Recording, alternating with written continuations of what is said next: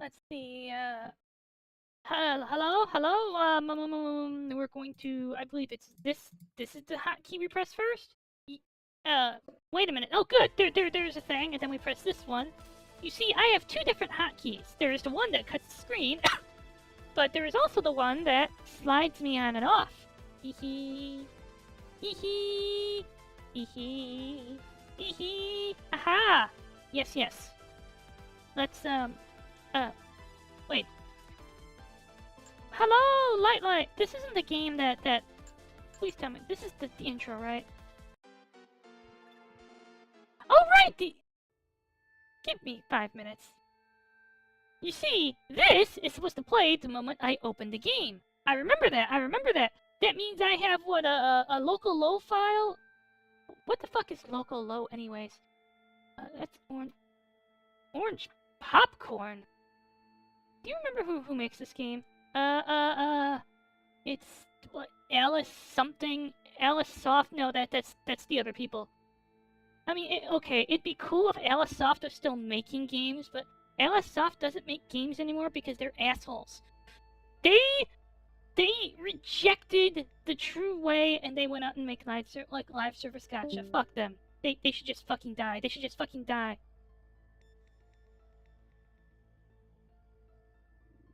Like, I don't know about you, but if you make good games, right? You're making good games, and then one day you sit up and you sing and say, you know what? Porn isn't profitable anymore. Okay, yes, that's what happened. That's not really what happened to Alisoft. Okay, sorry. Let's move on. Year 2130 in the Gregorian calendar. Satis, the technological metropolis. Yes? Well, how do I... Wait, oh, shit. Log? City of Satis is currently the epicenter of the world's economy. Oh, wow! Wait, it's scroll wheel down! That's interesting. The city of Satis is currently the world's epicenter of economy, culture, and technology. I mean, do you see that big Sony thing in the background? It just looks like fucking Tokyo. 100 years ago, humanity faced its greatest crisis, a devastating collapse of the global energy resources. I mean, okay. If we're gonna get in, like, a global crisis, it's gonna be water. It was then that a scientist named Satis created a clean, limitless source of sustainable energy. He was hailed as a hero, showered with accolades, more than fame and fortune. He expressed one earnest wish, a world at peace. And that doomed him. The moment you say, I'm here for world peace, you fail. Thanks to his creation, the nations of the world eventually united into a global federation. Really? I'm pretty sure that there are, like, bitter ethnic hatreds that are wait, are we actually supposed to believe that the Pakistanis and the Indians said, you know what, let's bury the hatchet. We have like infinite energy. Are we supposed to believe that, like, the three major religions said, you know what, let's not punish everyone who doesn't believe the same thing we do? Are we genuinely supposed to believe that, Japan finally owned up and said to China, I'm sorry, we're sorry about all the bad shit we did in the Pacific War?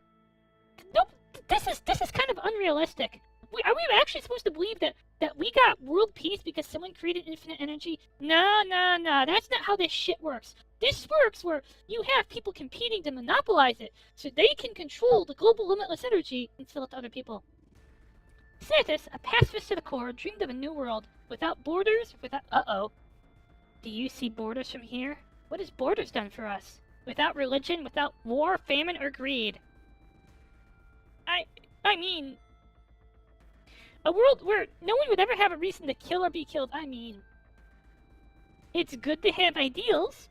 It's even better that you actually invented something to work towards your ideals, but I think your ideals are unrealistic. I'm sorry. In honor of this great savior of mankind, his hometown was named after him. Thus, the current technological capital of Satis appeared. But it looks like Tokyo. Am I supposed to believe that some Japanese guy was named Satis? As the years had passed and the hero had long gone, has that pure and beautiful dream truly come true? No. Ah! No! Hand over the gold now, or you're going up in flames. The masked criminal thrust his right hand skyward, and a blazing pillar of fire erupted from his palm, swallowing the bank's ceiling tile in a torrent of flames. You know what? Hot take. Immolation was the original vor fetish. You see, vor has existed for as long as history has, as long as fire, in fact. Have you ever wanted to get vored by fire? Fire vor! Fire vor! Fire vor! I'm sorry. That's actually kind of ridiculous. But what do you think? Do you think like fire vor could be an actual thing? Fire vor. Fire vor. Sorry about that. It's just okay. Fire vor is just kind of a funny phrase.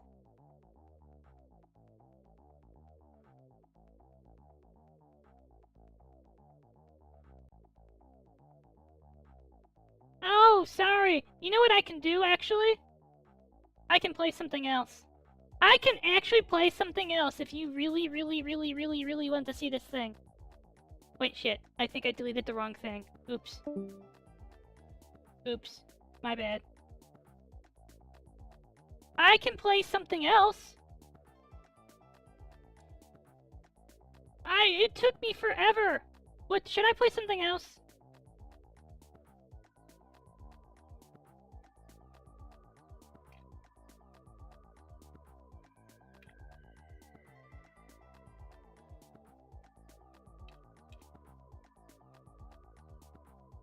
Because I totally can. I can totally pivot.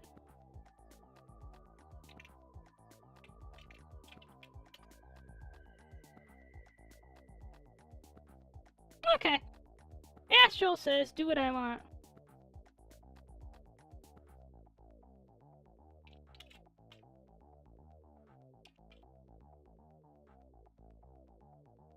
Gosh, look at this man.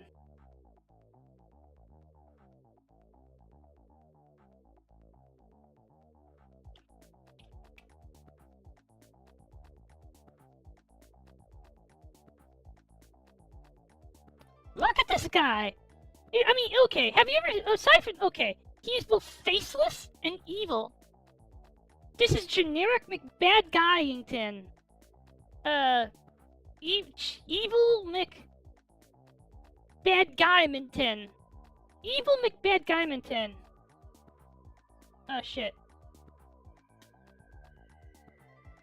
Yeah, it's Evil McBad Guyminton.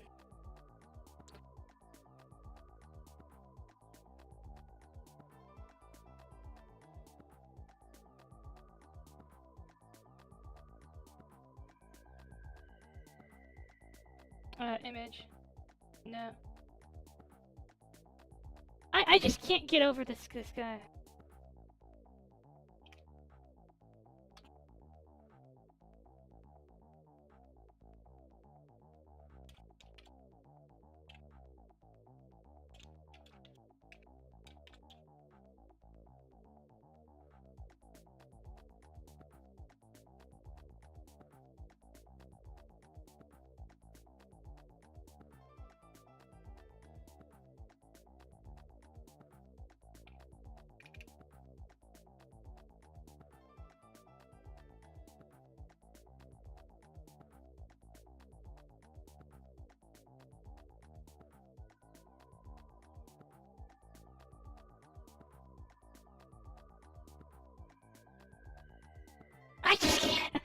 I just can't get over how ridiculously evil this man is.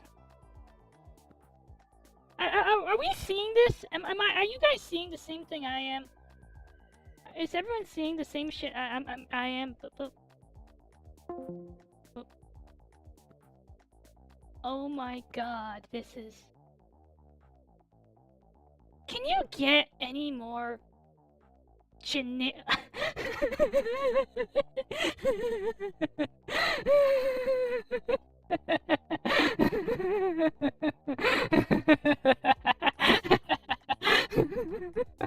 sorry, he's just... I can't take this man seriously. He looks like a caricature. He looks like a caricature. Like, someone doesn't know how to create a villain, so they do a list of darts at a template of villain traits and they came up with this?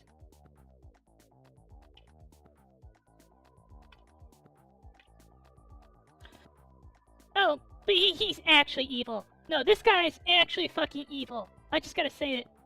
This guy is actually fucking evil.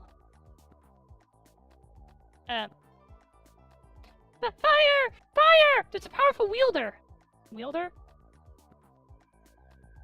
What do we do, senpai? Well, you're gonna die. That's what you're gonna do. Wait, shit. Oh, God. Wait a minute. Oh, good. You know, this whole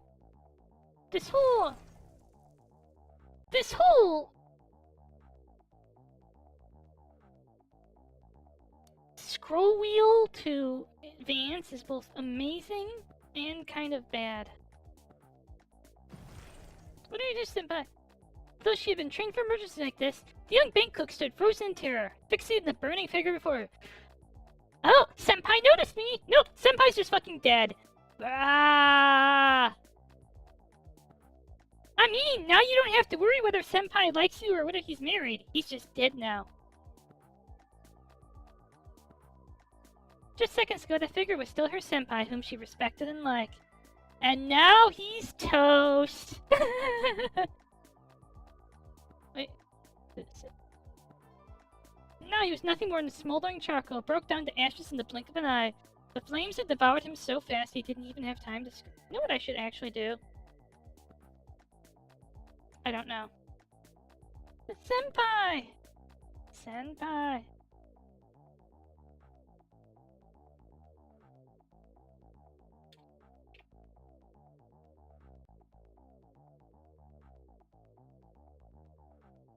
This is pretty good music.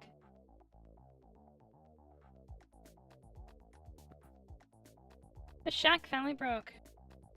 After realizing the horrible death of her beloved senpai, the girl couldn't hold back the tears, but the black-eyed criminal gave her no time to mourn. Bitch, put the money in the bag or I'll kill you. You know, this would be a great opportunity for Mugger Man to step in. Give me all your money or I'll kill you. And this robber, he's not gonna give Mugger Man all the money. He's powered by greed. And then Mugger Man, punch! Instant kill. But paralyzed by fear, she trembled her entire body. Something warm streamed from her inner thighs down her trembling legs. Hey, you. Open the vault or you're next. I don't think she has access to the vault. The girl's dry lips couldn't utter a single intelligible word. Move it, bitch. Yes. Wait. This random girl can open the vault? That doesn't sound right. Am I really supposed to believe... Oh, God damn it. This is such a pain. The man slammed his fist into her gut. This is how you know he's evil. He's just punching a hostage. Trying to stall, huh? Alright. He grabbed her roughly by the collar, yanking her forward with one hand and shoved her face, showing her face to the terrified crowd. With a casual flick of his right hand, a blast of searing heat erupted into the air. Before anyone could react, a young boy standing in the crowd was engulfed in... Jesus. Jesus! I mean, that's a way to get the vault open. Oh, no. I'm not gonna shoot you, my hostage friend. Hey, I'm gonna shoot a kid. But, counterpoint. Have you considered velociraptors? Yes. Velociraptor streaming. You get to... Hear me out. This is a great idea. You mount cameras on velociraptors. Then unleash them into a park full of children. And then you can get, like, millionaires to bet on which raptor will feast first. We can bet on which kids will outrun the raptors and survive, and who becomes dinosaur chow. Nom nom nom nom nom nom nom nom.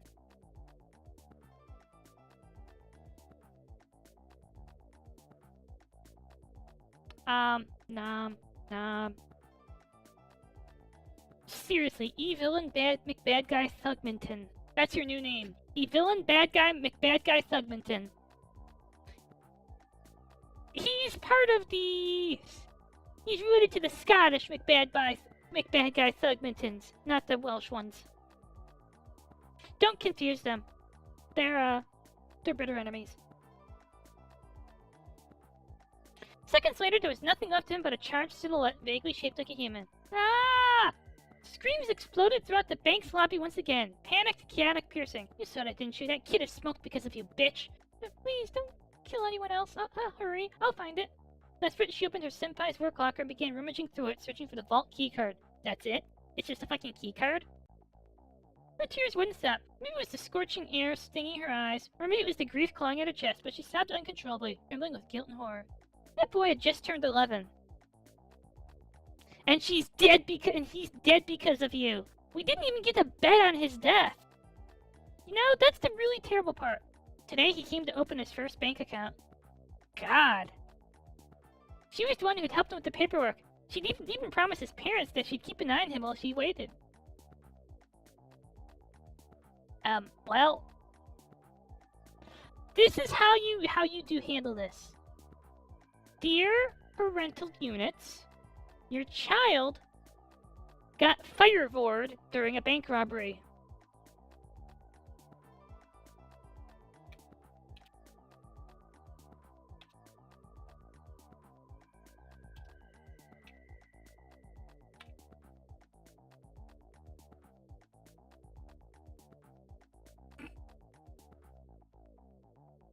Why? Why did this happen to him? The young employee fumbled frantically through the documents, hands trembling as she searched for the keycard. Suddenly, a cup flew through the air. Tea splashed over her, soaking her from head to toe. What the hell are you doing? Just give him the money already. A panicked middle-aged man lashed out at her, his voice sharp with fear and frustration. She froze for a second, then quickly bowed her head and muttered an apology. There's no way she could admit that she'd only been on the job for less than 2 weeks. She'd never even been to the vault, had no reason to go there. Now all she could do is desperately dig through her memory, trying to recall this card her senpai used when he came back from the vault. I'm sorry, I'll find it. Give me a moment. Immediately, more objects came flying at her, along with a barrage of shouting and curses. You useless piece of shit! Hand over all the money and we're all gonna burn in here. At this point, I'd say, you know what? Let them burn. Let them burn. Let them burn. Let them burn. Let them burn. Let them burn. Let them... yeah. Let them burn. Let them burn.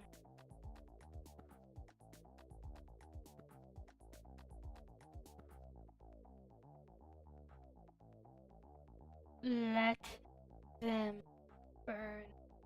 Let everything die.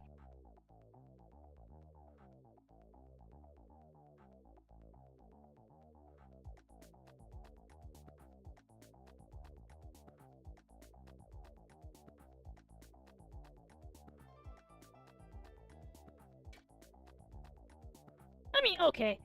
Maybe it's just me, but if people were in a bank robbery, right, and people are, like, making fun of me, yeah, seriously, service here is disgraceful. You don't give a damn about your customer safety. I swear, the moment I get out of here, I'm filing a complaint. That girl should be fired on the spot. In their panic and desperation to stay alive, the citizens turned on the young bank employee, barking orders and blaming her as if it was all her fault. It was like they believed that throwing her under the bus would somehow keep them safe. Faced with accusations from people who were just as helpless as she was, her body trembled. Tears of frustration and helplessness streamed down her cheeks. I'm sorry, I found it. I'll open the vault right now. Please don't hurt anyone. Stealthy bitch, so you were stolen, huh? If I catch you trying to call the cops, I'll burst you alive. You come here, too. All you, get over here. The criminal swung a pillar of flame through the air, hurting everyone into the vault. Do exactly as I say. You're not leaving until I've loaded up the gold. Move! Start loading at the cart. You know what I think the most unbelievable thing about this is? I'll kill one person every 30 seconds. Start. It's that this vault has fucking gold. This vault has fucking gold. Am I really supposed to believe this vault has fucking gold? Like, I thought that only happens in Payday. Yeah, that only happens in Payday. Real vaults don't have gold.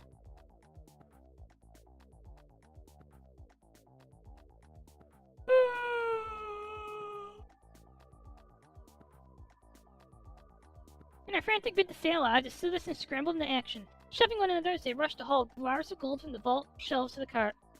The strong stench of urine clinging to the female employee drew the scornful, disgusted glazes from those around her. In less than a minute, the cart gleamed, overflowing with golden light.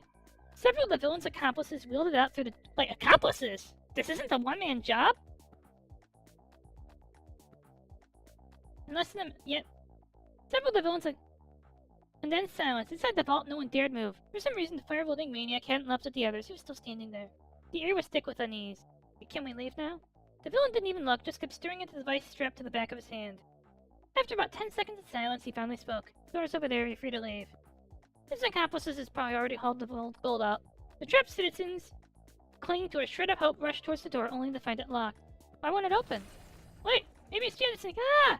Without warning, he blasted a jet of fire from his hand, setting the crowd of fleeing citizens ablaze.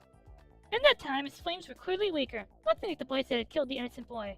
The employee standing off to the side finally realized who was toying with them. Haha, you really thought I'd let you walk out of here after all that? Yes.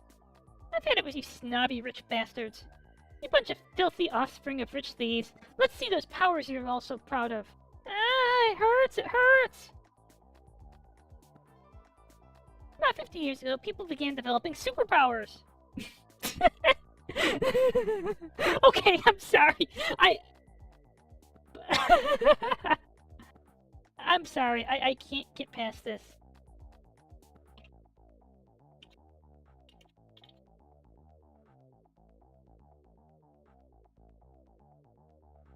Hey there, Soyuz! You just missed a bank robbery! It was great! A lady pissed herself, and then a man immolated a 11-year-old. Like, this man just incinerated an entire bank full of hostages. Because he's an asshole. No one knows where these abilities came from. The leading theory suggests they're the result of human evolution triggered by a new type of energy. Oh yes, also he's basically a mutant. No, he's basically a mutant. When it was the birth of superpowers that threw the once peaceful world back into chaos. Let me give you He's Evelyn McBad Guy Thugminton. Evelyn McBad Guy Thugminton. That's his name.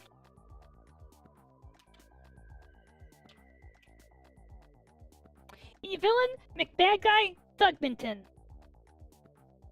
I mean, look at that guy. He's the leading. Through the once peaceful world back in the cast, there's no way to tell if people will have a superpower until they actually use their ability. In other words, before they reveal themselves, no one can tell them apart from regular people. Crimes committed using superpowers are almost impossible to trace. For real? In the past, a shooting could be investigated by analyzing the bullet's caliber, gunpowder residue. Leads are plenty. Using one's power leaves no trace at all. Not the people you're burning alive? Which means as long as they're careful, a wielder can hurt or even kill anyone they want. It's hard to prevent any crime that came before, harder to investigate, and often far more lethal. Moreover, the range of powers is insane, from basic energy blasting types to more complicated ones with bizarre activation conditions. You never know if the person next to you has the power to kill you instantly, read your mind, or see through your clothes. Ooh, number three. That's what my AI-powered foam does. It undresses you. I just point it at you. Clothes be gone! Abracadabra! Alakazam! These abilities can't be measured, can't be predicted, they're dangerous and impossible to control. Thus, having superpowers threw the society into chaos. If that were the only issue, maybe we could have found a way to manage it. But there was something far worse beneath the surface, something that tore society even further apart. Superpowers can be passed down through blood. Uh-oh. You know what? It's time for, the Cloud Village to kidnap a Hyuga.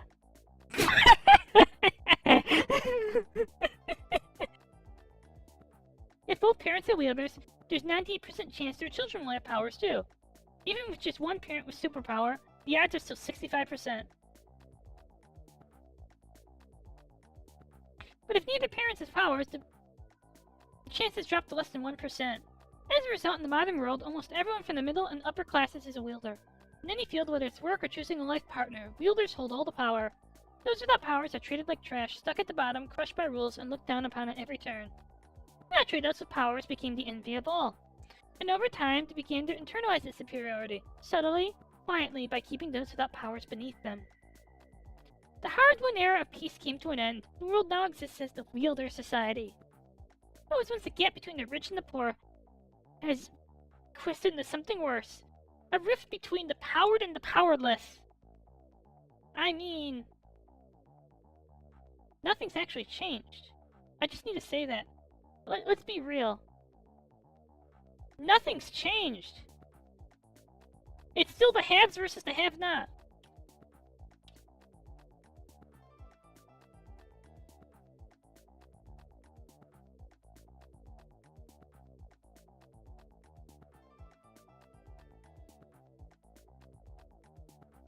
What about that fucking world peace Sodus wanted?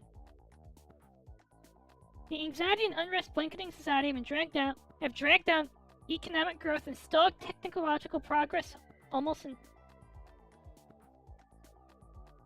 For real? For real? For real? Oh no! Silent! This is pornographic. No, I don't believe this. Let me be clear. So, you have an entire caste of people who have superpowers, right? You have an entire... Is it caste or caste? Whatever. You have an entire class of people with superpowers. Am I supposed to believe that there aren't people saying, you know what? We need to find a way to do what superpowered people with technology. Oh, right. All the people getting the jobs are superpowers. Soups. Never mind. Oh god! I'm playing the boys! Oh god! I'm playing the boys! Ew!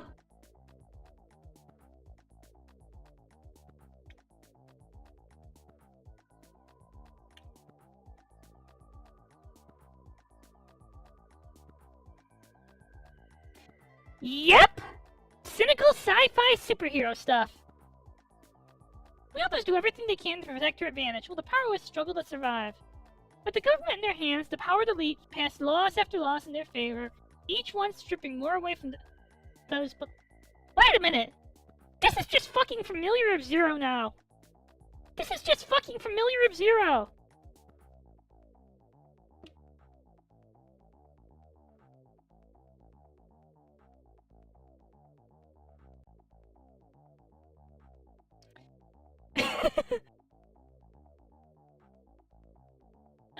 Okay. The thing about Familiar F-Zero was, you can read that into it, yes. But, Cylone, just an important note, if you're reading femdom elements in Familiar F-Zero, Louise was what, how old? 12?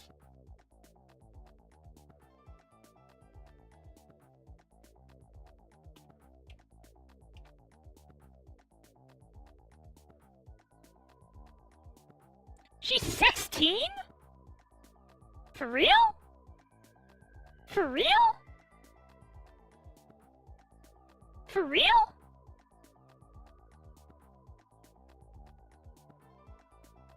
But she's like the tiniest... Okay, we need a height chart. Familiar Zero height chart.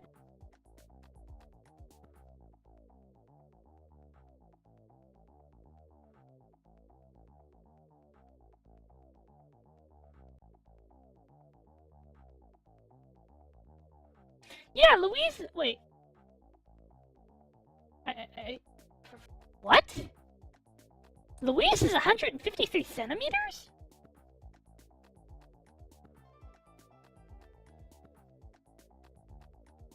Huh. You know, I read a lot of Familiar Zero fanfiction. And I guess the way they make Louise sound like, I always imagined that she was like, what? 140 maybe. 140 tops.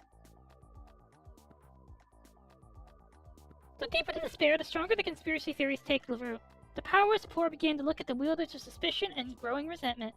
They became convinced that the wielders' ancestors had done something shady, something illegal to climb where they are now.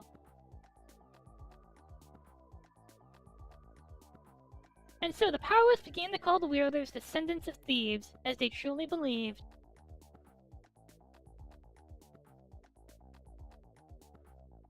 It's gotta be something in the Unlimited Energy source, right? Deepening rift within society brewed be waves of assaults targeting the gifted. Yet the damage was punic compared to the oppression inflicted by the wielders. Punic? In the past, oppression had always led to a revolution, but now the oppressors wield powers beyond the reach of ordinary people, leaving the powerless with nowhere to turn. Thus, a new breed of unsettling party emerged: the special criminals.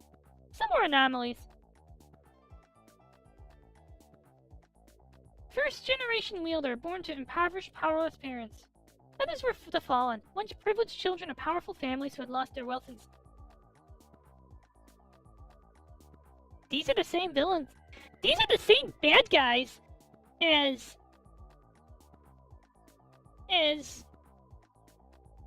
Familiar of Zero.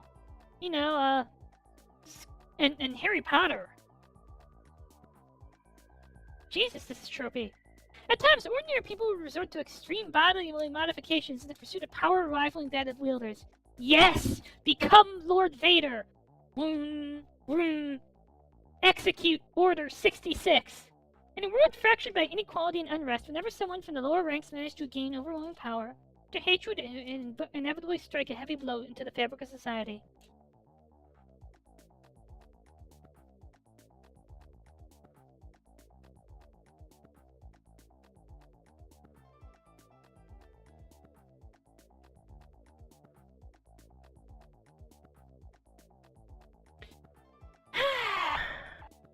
This drives me insane, by the way. Fuck the police! You're mirrored! You need to put your text right side up! The police officer? Or... This came out last year!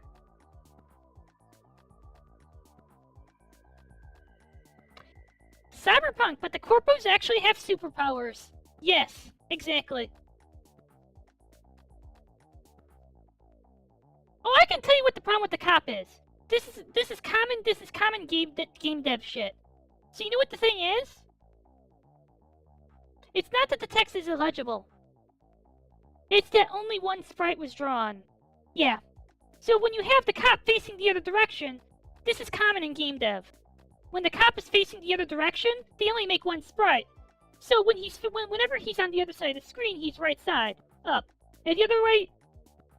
This is a common problem in games where they make one sprite. That's it. So whenever a character with text on them is on the opposite side of the screen, they're mirrored. It drives me crazy every time I see it.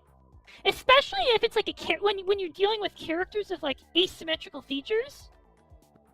Like you know, like longer hair on one side or blue hair on one side, and they only make one sprite. It drives me crazy seeing it. Like, okay, I know what's his name has eye patches. Exactly. That's SCMF, I think. I think that's SCMF, and the thing on the uniform. I would say that's an or an N.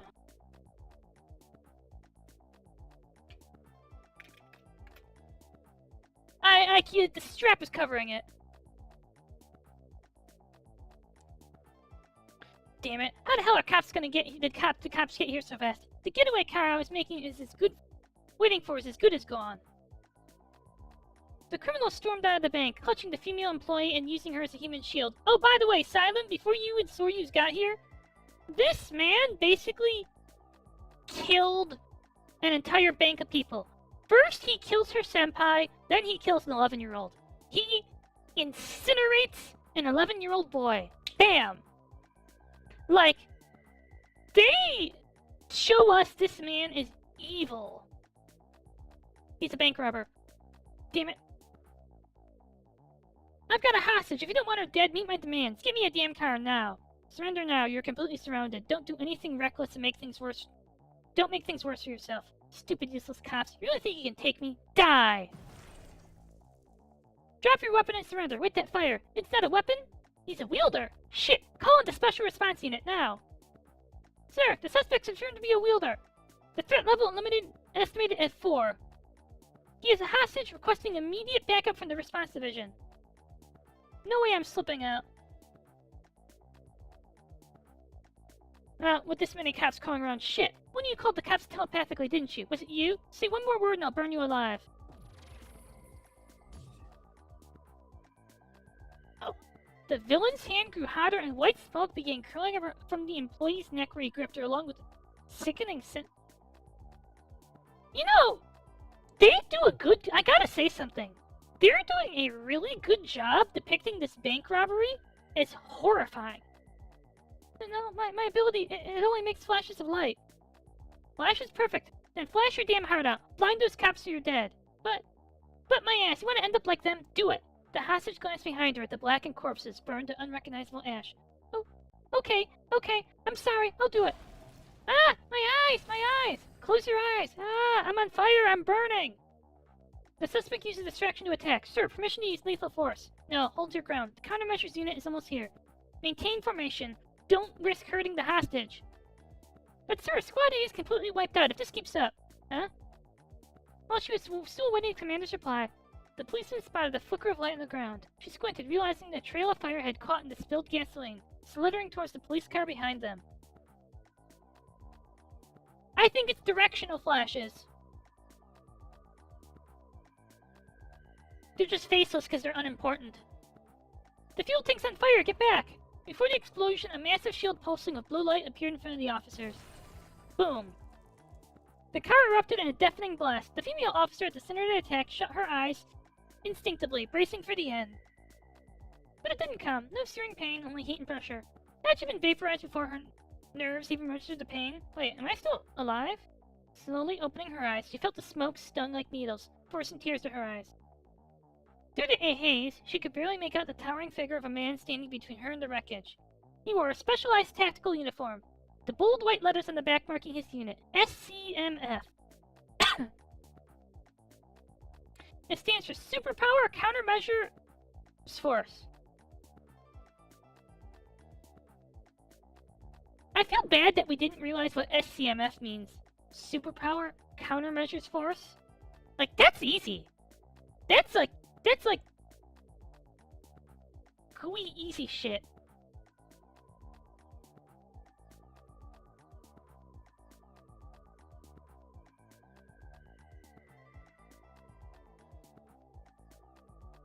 The elite unit formed from top-tier officers, individuals with superpowers, and specialists trained to counter them. They stood as the city's final line of defense. Sorry we're late, miss. You hurt? Wait, did this guy just save my life? I'm okay. Oh no, he's kinda hot. That voice, that broad back, and his face is totally in my head. No, focus, we're still at the crime scene. How's the hostage? Not good. Looks like shrapnel from the police car cutter. As the smoke thinned, the scene became clear. The perpetrator was still standing. The hostage was impaled through the stomach, but with a jagged piece of metal. Half her body was blood-soaked. Jesus. Jesus. You know, they've actually done a good job making this shit horrifying.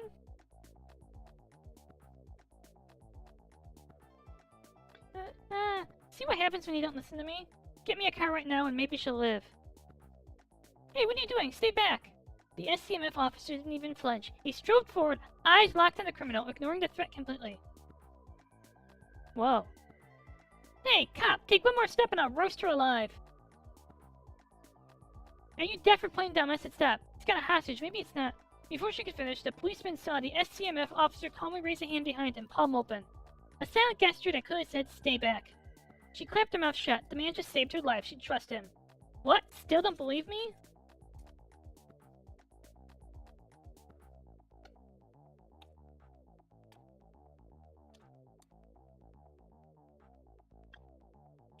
Another scream, but don't say I didn't warn you. The villain opened his hand by the hostage's face. Flames rubbed from his palm, ready to scorch her. A massive shield of glowing blue energy was set up in an instant between the criminal and the woman. What's going on? Instantly, the SCMF officer leapt between them, his glowing shield forcing the perp to back off. Oh, Cylon, you missed the lore. You know what's going on here? In this world? This is happening after world peace. Superpowers became a thing once world peace happened. Yes, we have world peace. Superpowers broke world peace because it created inequality. Let's not sweat the small stuff like, you know, people who like. So basically, in the lore, all the we ran out of fossil fuels. Yes, in the lore, the backstory is because shortage of fossil fuels, not shortage of water. But before everything could go terrible, someone invented a source of unlimited energy and gave it to everybody.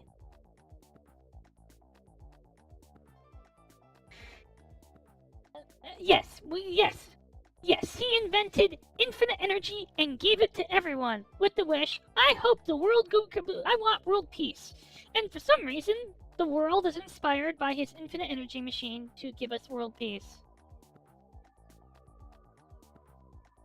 And so world peace happened.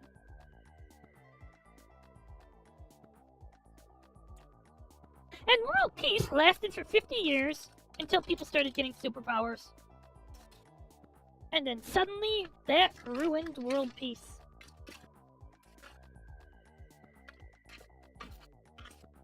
Because really, let's be real about something. If world peace happens, there's no plot. I need something to chew on, or I'm going to die. I'll be right back.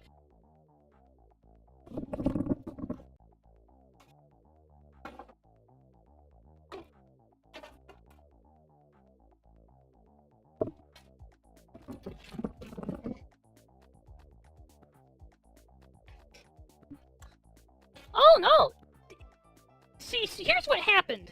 See, suddenly we had superpowers. I think the superpowers were caused by the infinite energy source.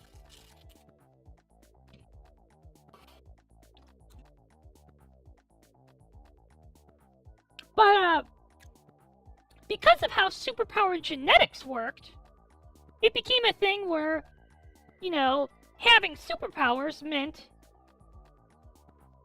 of any kind, meant you were more important to society. It's generic Boku Hero Academia shit.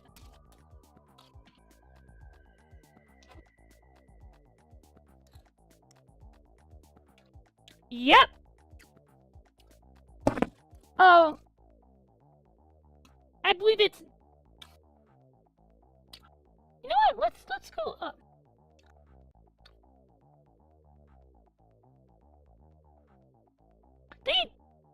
No, we can't. But it's something like 99% chance if both parents have superpowers. 65% chance if only one person has superpowers. 1% chance if you are.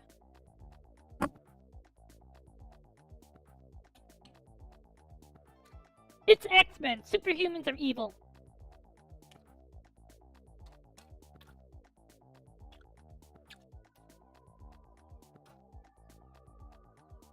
Ah, yeah. Well, because,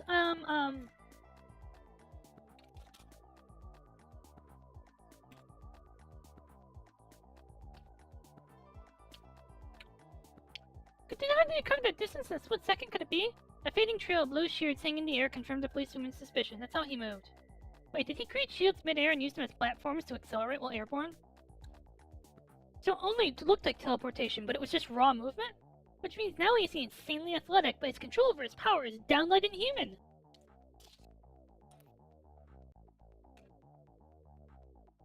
What the hell is this, a dual ability user? Shield and teleportation? Those rich bastards actually pulled this off? Damn it. Die! Die! Die! The criminal hurled fireball after fireball, launching pillars of flame towards the oncoming man, but every last one of them was deflected by shields that materialized instantly by the SCMF officer.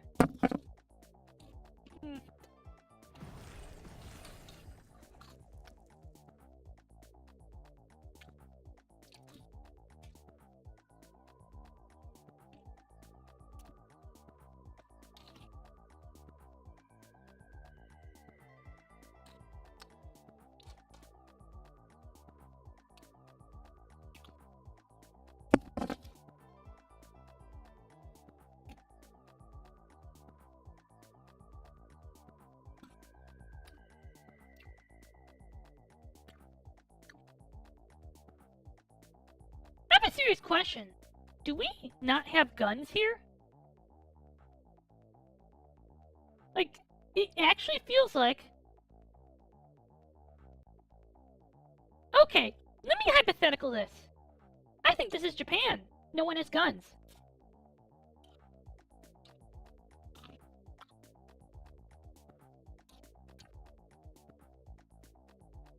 Well, how'd you block everything? My attacks? Ah!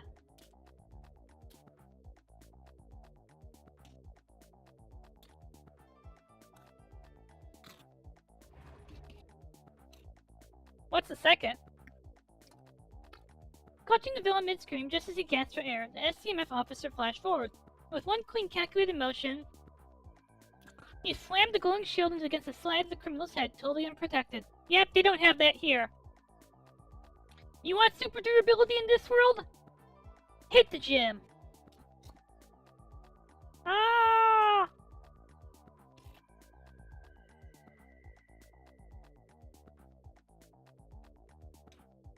The criminal's eyes rolled back as he hit the ground unconscious. Suspect is down. Situation under control. Requesting medical assistance, sir.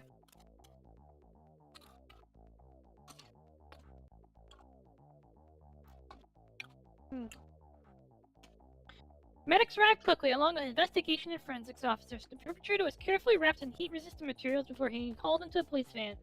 The SCMF officer boarded the vehicle as well, likely to escort the suspect. A preliminary assessment revealed severe burns among multiple victims, 26 confirmed dead.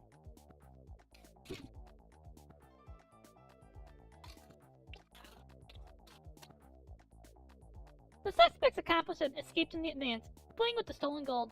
Investigators were already chasing leads, but even excluding the stolen assets, the structural damage and collateral loss were nearing 10 million.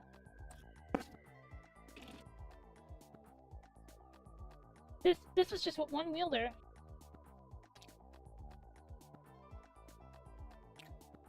Melly, you really went through hell. When I heard the police van exploded, I thought we'd lost you. The guy with the giant shield, he's the one who saved you, right?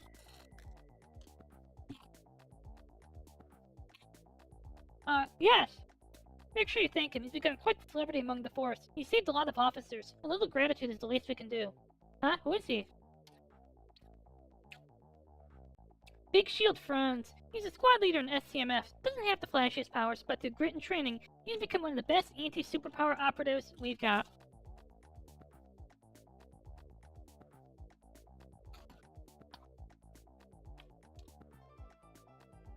No, she's just a normie. I don't think she has a superpower. Or if she does, it's not combat. Let me see. He's already taken down a dozen criminals. Since the SCMF was founded, these kinds of crimes have started to feel manageable. And thanks to all the data they gathered, even we regular cops have started learning how to handle wielder threats. Still, I wish we didn't have to deal with this kind of horror at all. Back in my day, that would have sounded like a sci-fi nightmare. A man staging an attack without any bombs, guns, or knives.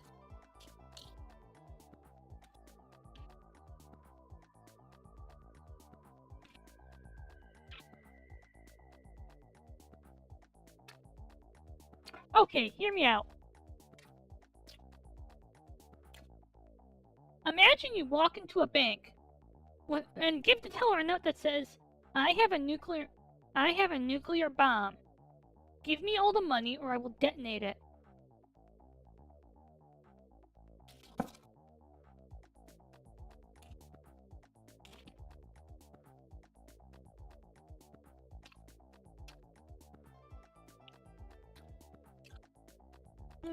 Blah blah.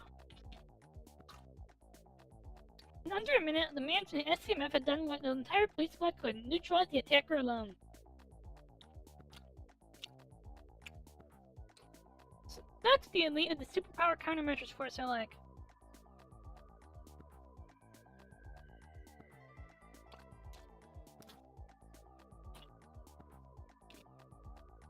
I like this outfit, but there's just one thing that's driving me crazy. How big is that fucking coat? How big is that coat?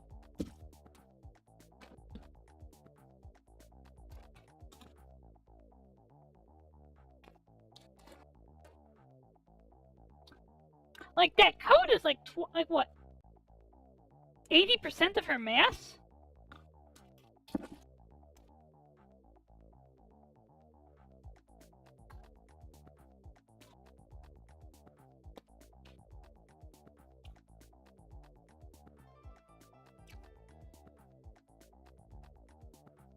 Apparently, she's not a super, because she has no idea what they're like.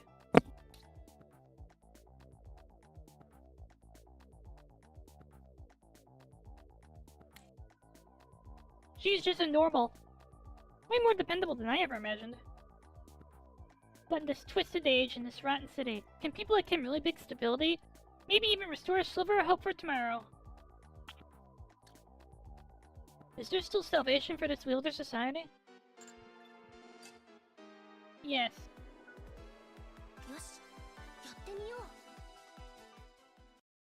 Year 2135. Police Officer Training Academy.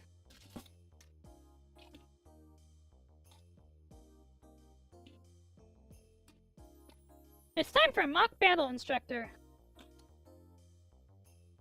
I think she might be the protag's older sister or something. What?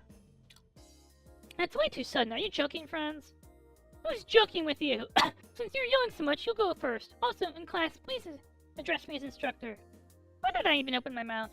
As your opponent, Luna, you're up. So seriously, I'm gonna fight him? Meet the protagonist.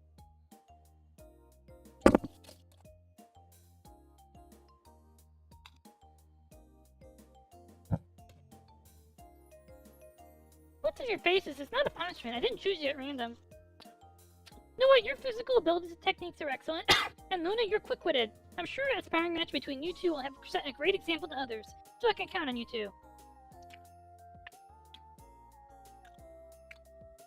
Hey friends, you're a pretty good judge of character. I'd love to show my fellow classmates my outstanding skills. He jumped in without a second thought. What a sucker! I see. If it helps others, I'll do my best. I won't let the instructor or my classmates down. So cute.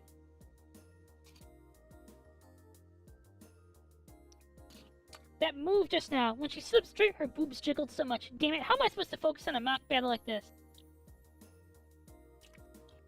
What about it? Noah Kaiba?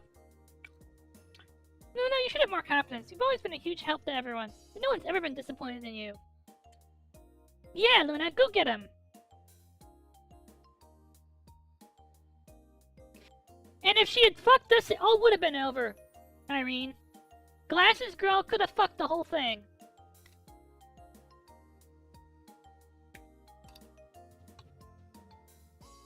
Luna, you're amazing. Go get him. Kick that dummy's ass. Don't think I'm gonna go easy on you because you're a girl. Let's do this. The fuck did you just say to me?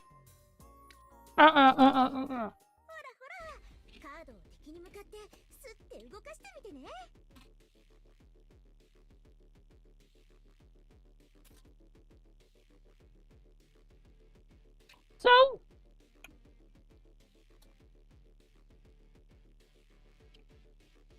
That's what I was about to say. Here is the meat of the gameplay. Imagine Dona, but with cards.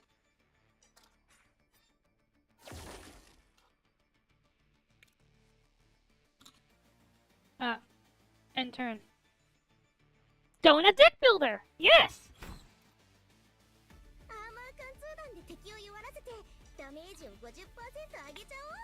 Armor piercing will apply armor break.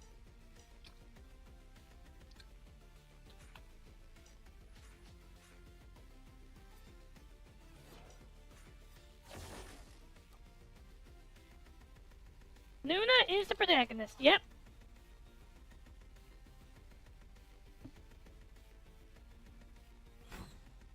Ow.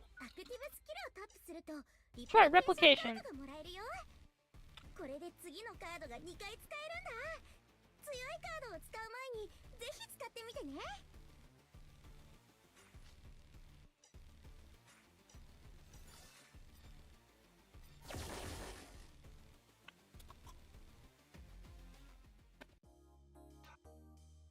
Alright, Luna wins.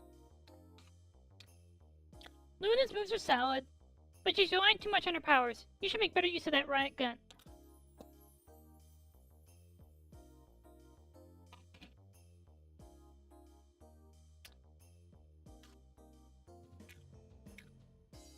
know what? Seriously.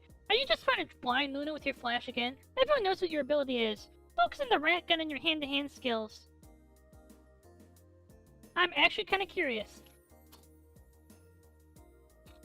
I followed what the tutorial said.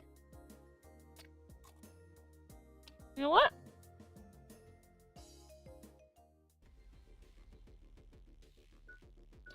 Let's find out.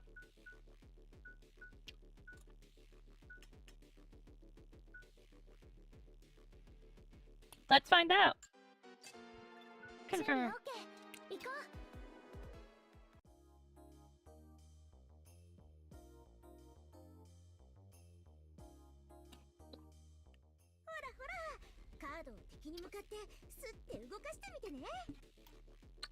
Haven't you ever attended the Build-A-Dick workshop? Build-A-Dick workshops. Oh.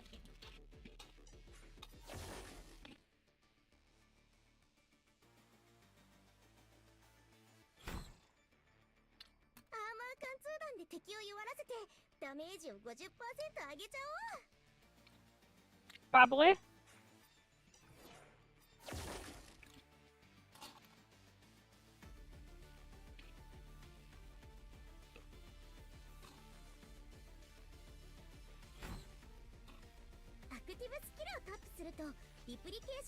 Oh.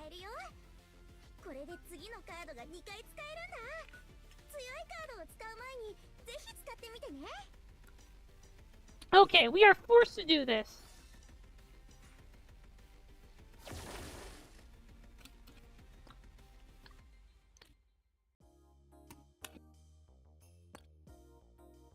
Fund the Flash Lord. Who's gonna remember your flashes have been put down by a girl? Damn it, let me try again. I was just distracted, that's all. Yes.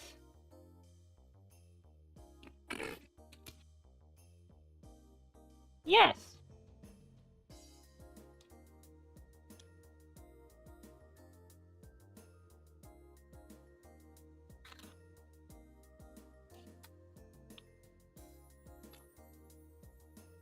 Da-da-da, Soyuz. Sleep well. And yeah. I'm with you on this, Soyuz. Okay, I mean, Cylon. Okay, I'm not anti-AI, but if it's incredibly, but if it's obvious your game is just shovelware, I am absolutely anti-shovelware.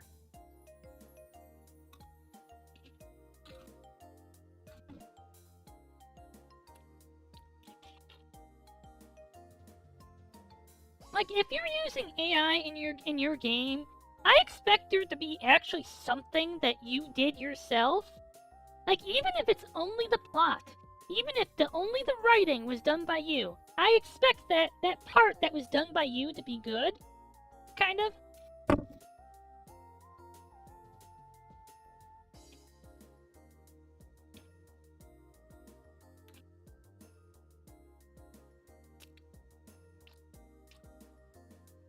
Would you like me to give you an example of AI slop?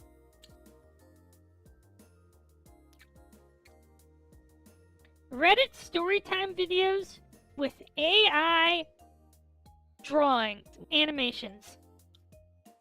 Because there is no way that someone, having an AI voice read their Reddit storytime video is actually doing that drawing themselves. I do, especially when you're making so many of these videos, I do not believe any of this animation or art in this video was made by a person. You're literally having an AI voice read Reddit storytime. I'm listening to some guy's Reddit post about their HOA. The whole thing's fucking slop. And keep in mind, this is coming from someone, I spent 6 months of my life listening to this shit on YouTube.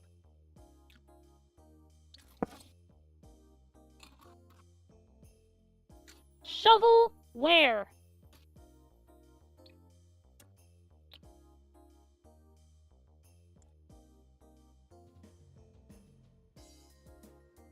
Shovelware. Okay.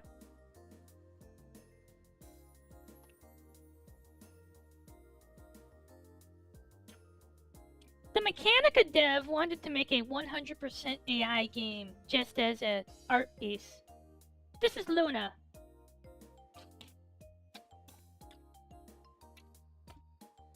You already know. You really don't know when to quit, huh? So that's for Luna. I'm ready anytime. Whoa, Luna's fired up too? Didn't know she had this much determination. Hey! Saturn! Noah too! Best of 3, let's go! Ew, sore loser guys are just pathetic. You did say, Noah too!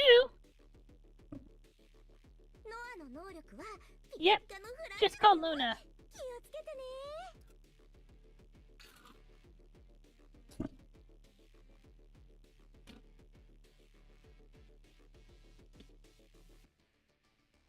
Give me a moment.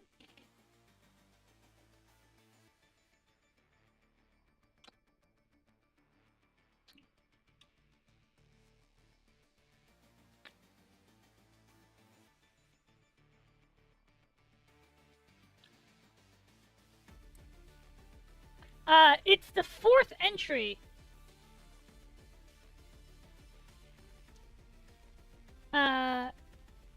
Alice Public Eternal Alice Games or something? Give me a moment.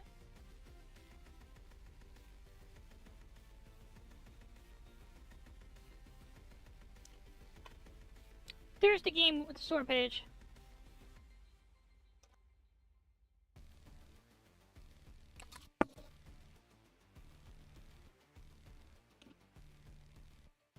I did tell you what kind of game this was. I can in fact tell which one is the real you, sir.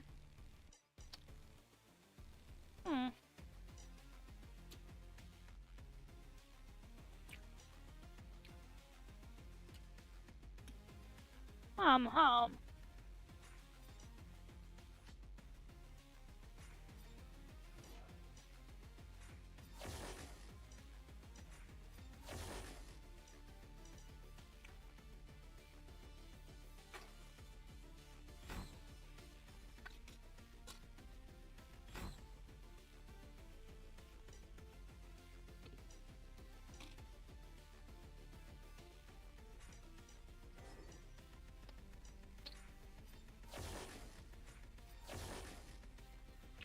Oh!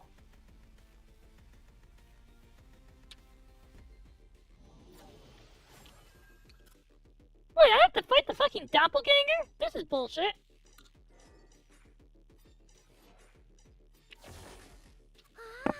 Oh.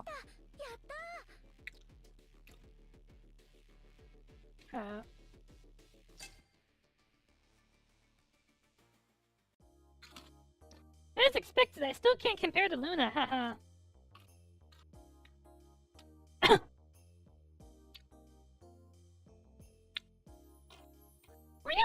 Were you in Discord for any of Lost Chapter, Simon?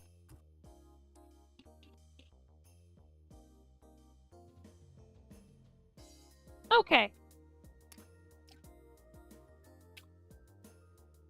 So, there is a very neat build you can set up in Lost Chapter with a little bit of work.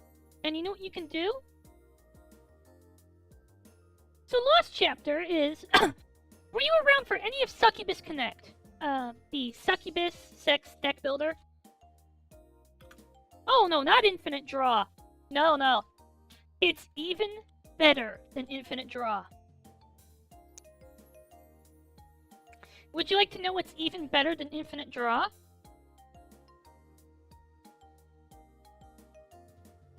And even better than Zero Mana?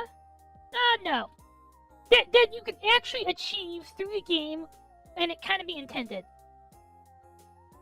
You can, with a little bit of work, set up a negative stamina build. You can set up a build where you're using cards that require negative amounts of energy to use.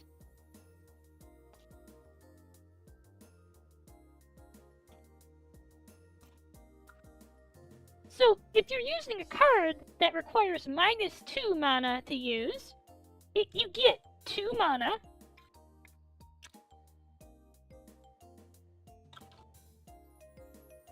It's actually pretty good. Yeah, and your mother too, Noah.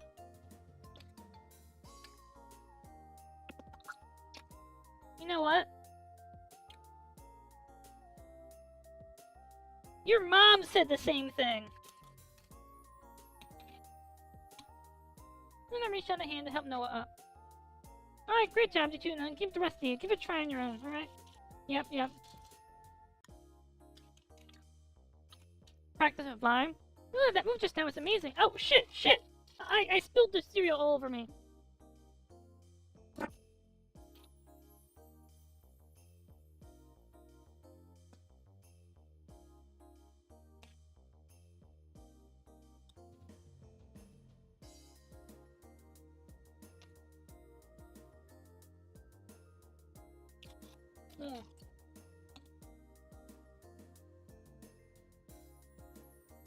Like this.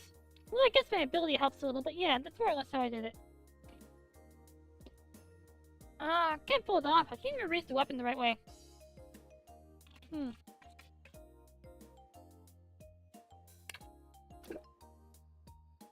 Lime, your left hand shouldn't be supporting the gun. It should be gripping your right hand. Oh, an instructor!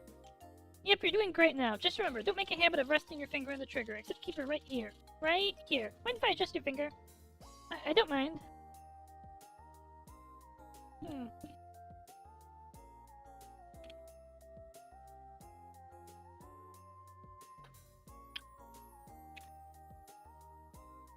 Okay, just like that. This helps prevent accidental discharge. If you're not ready to shoot, never rest your finger on the trigger, got it?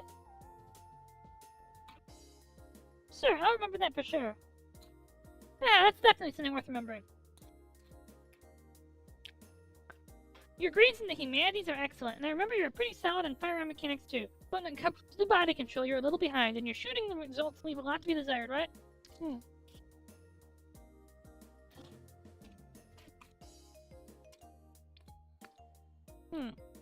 Maybe you're aiming for a non-combat position.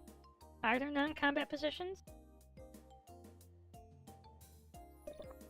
Like, I don't know about you, but fighting, monsters doesn't... Oh, not monsters. Evil soups doesn't seem like a thing where there's a non-combat position.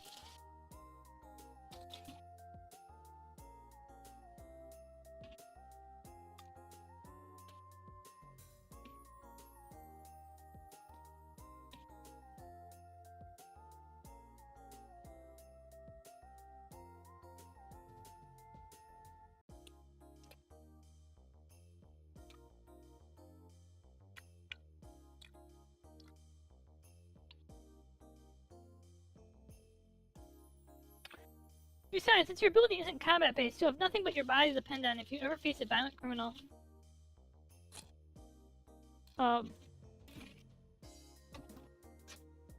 What is her ability? Well, right, I'll try harder. Keep it up, I'm not trying to pressure you, but in just 3 months, you went from the bottom of the class to an honor student who's not qualified for the SCMF.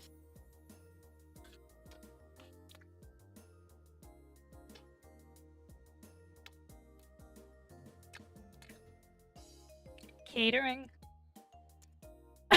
Wait. Are you fucking serious? There's a catering job? You're not actually hiring a catering services?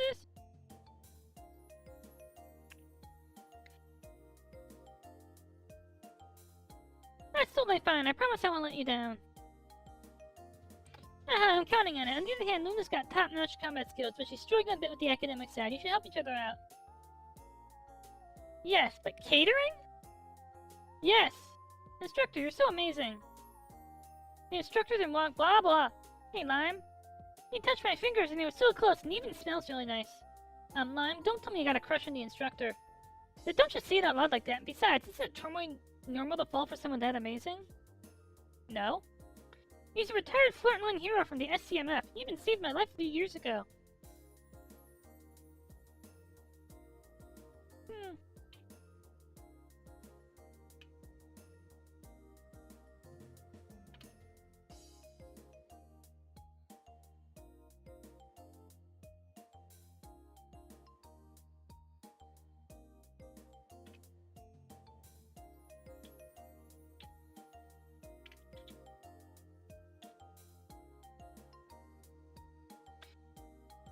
about...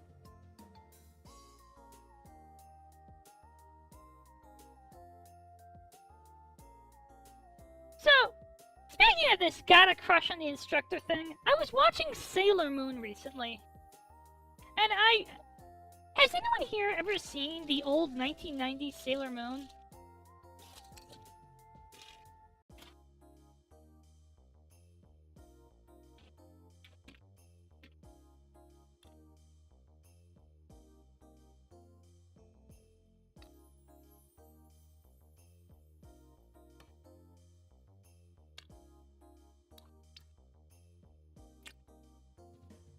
I have a question.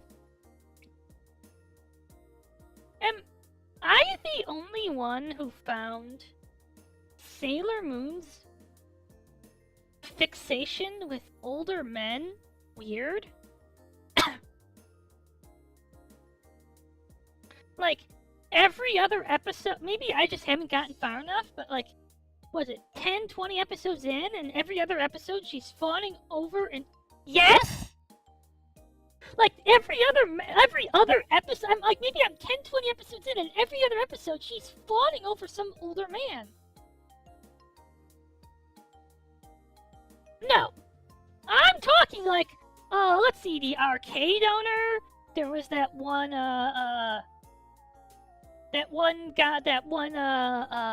musician. I think she had it for the villain, for one of the villain when he was in disguise once.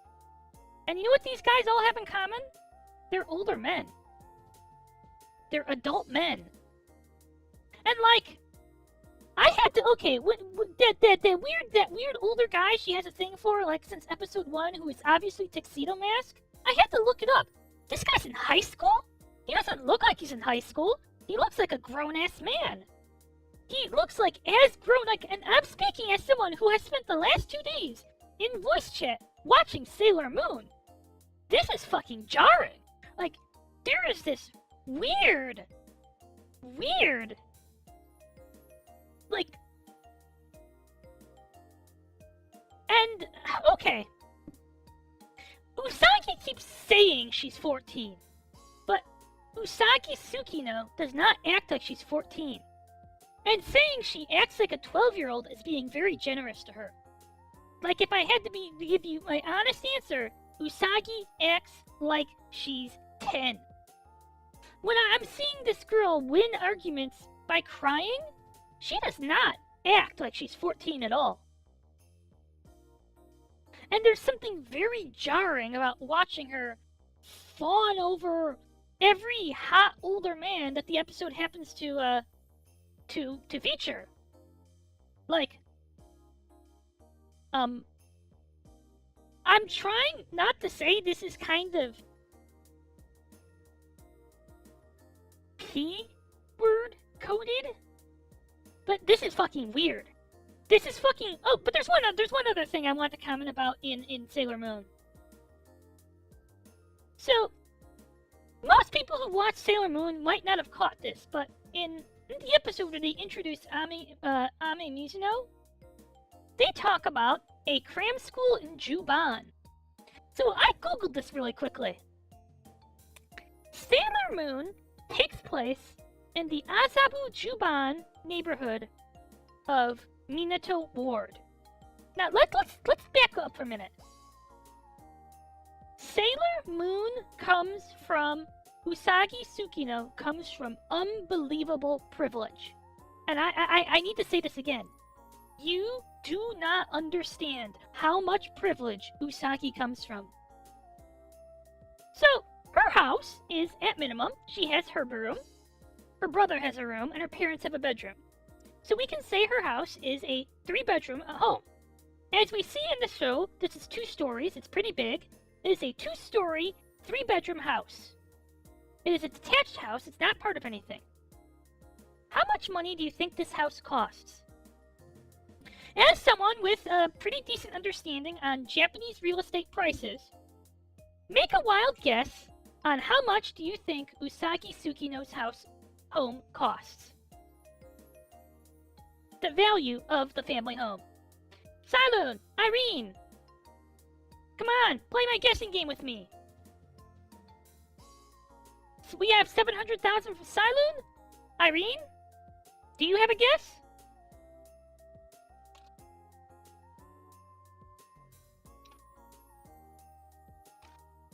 Siloon is closer with 700,000.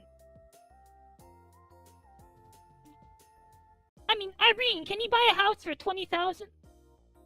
Wait, like 20,000K?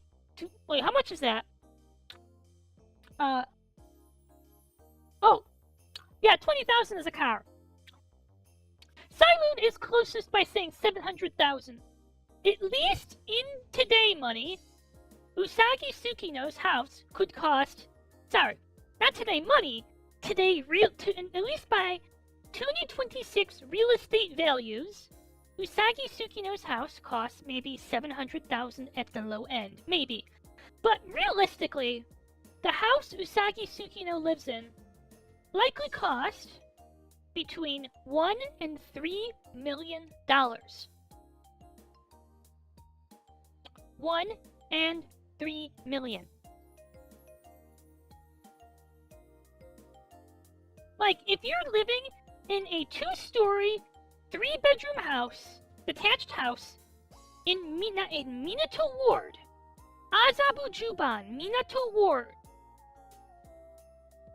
you are living in luxury. Like, this is, you're not just in Minato Ward, you're inside the Yamanote Loop. This is like, now, this whole, like $1 to $3 million is by today's land values, but back in 1992, this is just before everything crashed. Okay, let's extrapolate. Let's assume that they have been living in this house for some time before Sailor Moon. Sailor Moon begins in 1992. They bought this house in the 1980s.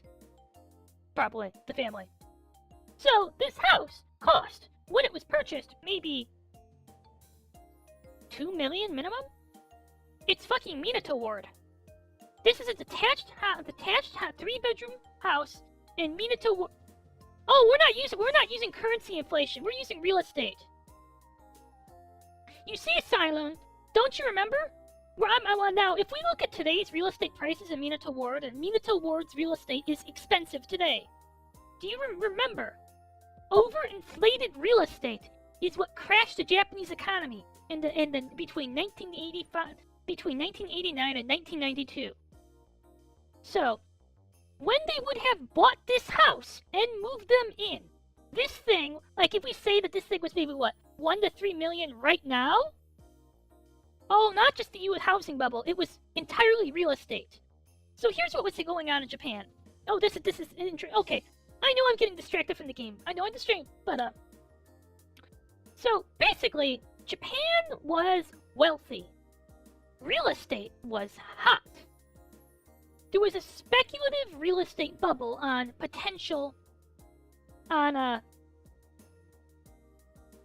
where companies kept funding on potential value of real estate upon development. Like, real estate was going up. So what companies were doing was they were funding their expansion by taking out mortgages and loans against real estate holdings. Except all this real estate wasn't actually worth as much as it was valued. It was overvalued. And eventually the bubble popped. Loan payments came due. Companies couldn't, because the loans were backed by now worthless real estate, they couldn't pay back loans. Banks went under. Companies went under. It was a cascade that collapsed the entire Japanese economy. I'm not talking simply the housing market. I mean the entire Japanese. Yes. The entire economy collapsed. Banks went under. Companies went under. An entire generation of people became poor overnight. Anyway, that's not the important thing. The important thing is that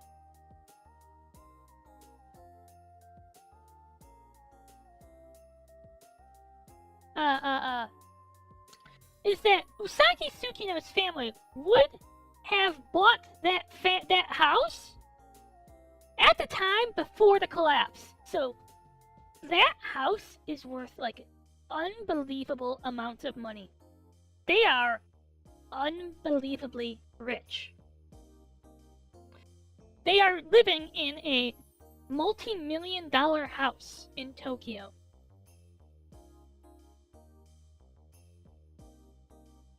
And okay, let's be clear. The artist of who created Sailor Moon built the setting based on her own memories of having lived in the neighborhood. So this is somewhat understandable.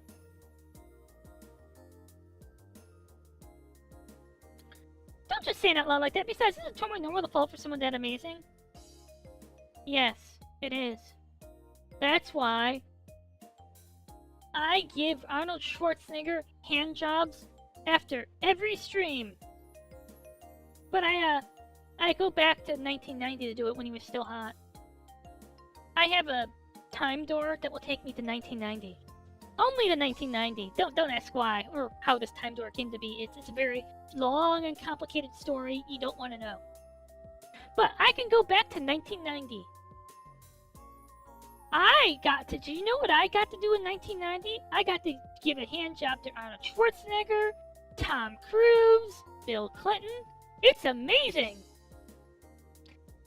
But you know what you can't do with the time door? You can't become John Malkovich, so don't try.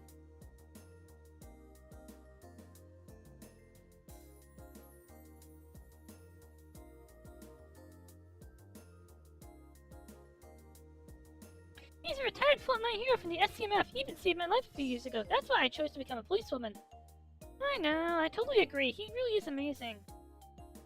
He earned the seal of Saintess when he was still young, and took down several empowered criminal gangs in Seda City. Exactly. And he's never killed anyone. He just knocks them out with his huge shield and brings them in. That's how strong he is. Oh shit, it's fucking Batman!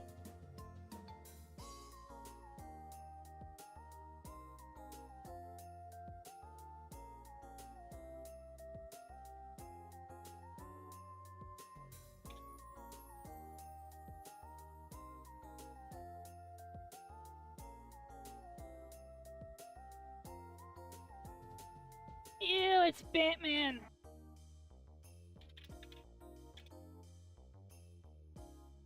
Ew. Look, I get it. Batman feels he has to save everyone. But at some point, we just have to kill the fucking Joker. The Joker cannot be cured. The Joker cannot be cured.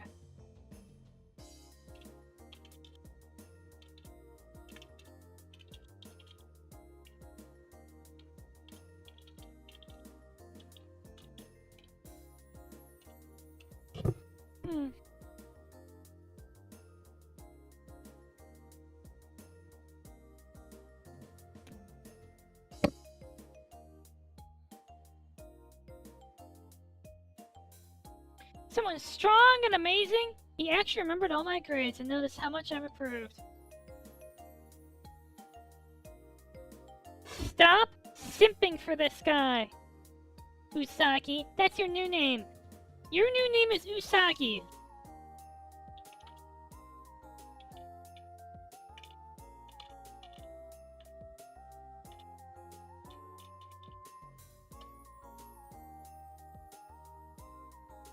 If I make it into the SCMF, would that mean that family have the right to stand by his side? I mean, people have published that thing.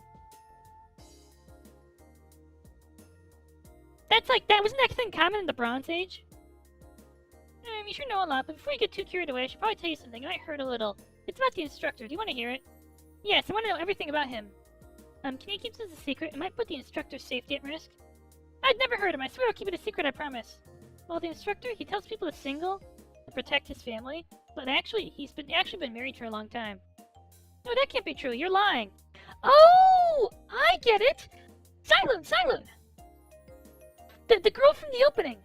That's Luna's sister. She married the instructor, right? This has to be fake. I mean, there's no way. Who could possibly be worthy of someone like him? Who? It's real. He's married to my older sister. He's married to the girl from the opening. And it's her older sister. I called it. I called it!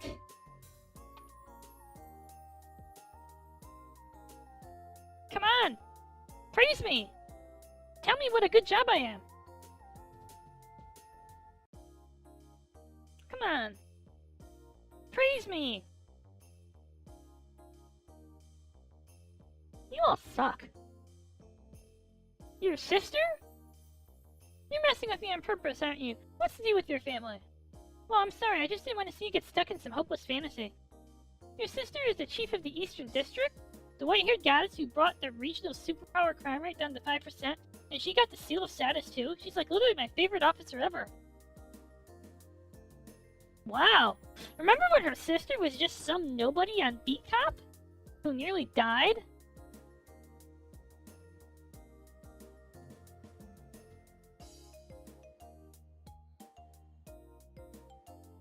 Yeah, my sister really is the best.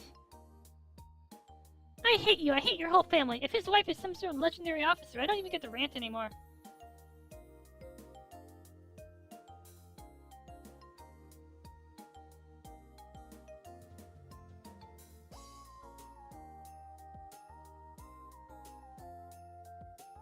Yes, I hate all of you too. Nobody praised me when I wanted it.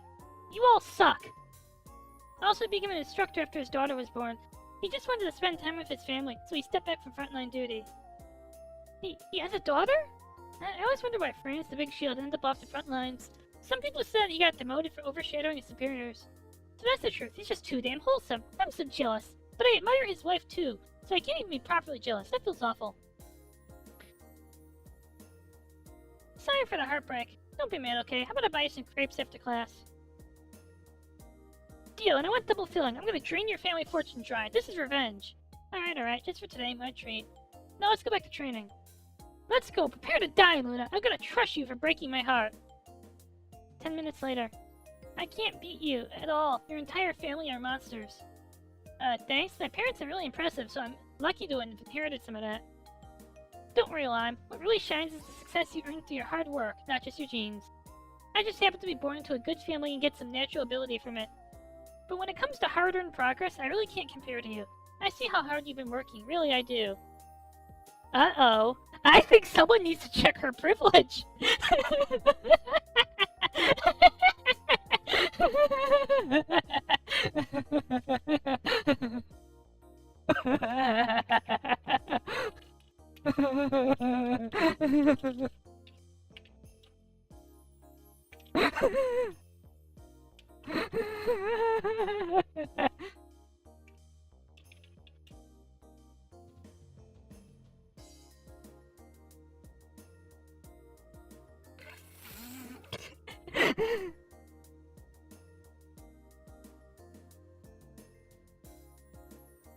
You know, it's easy to say that to someone who wasn't born into, like, unbelievable privilege like you. It's so annoying. Yes, it is annoying, Lime. Lime suddenly approached Luna as if he was about to whisper something in her ear. I feel like I might need the... Does anyone know where my gamepad... Ow! Ow! Fuck!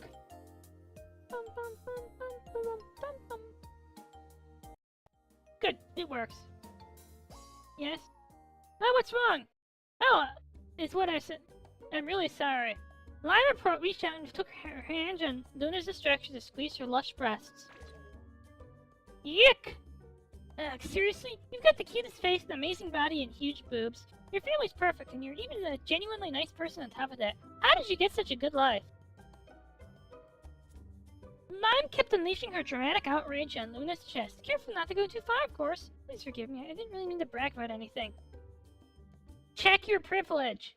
Worried she'd upset her friend, Luna lowered her head and let Lime continue without resisting. I'm not actually mad, okay? Don't take everything dumb thing I blurred out so seriously. You're gonna get taken advantage of by that, like that. Because what I said was really thoughtless, I'm sorry. You're totally setting yourself up to get played, you know. Oh. Lime increased... Jesus. Can we... The whole class, especially the guys, stopped minding their own business and stared at the girls. Well, damn it. Okay, real talk, Axe Lady and Apostle is less wholesome, is more pornographic than this. I just feel weird.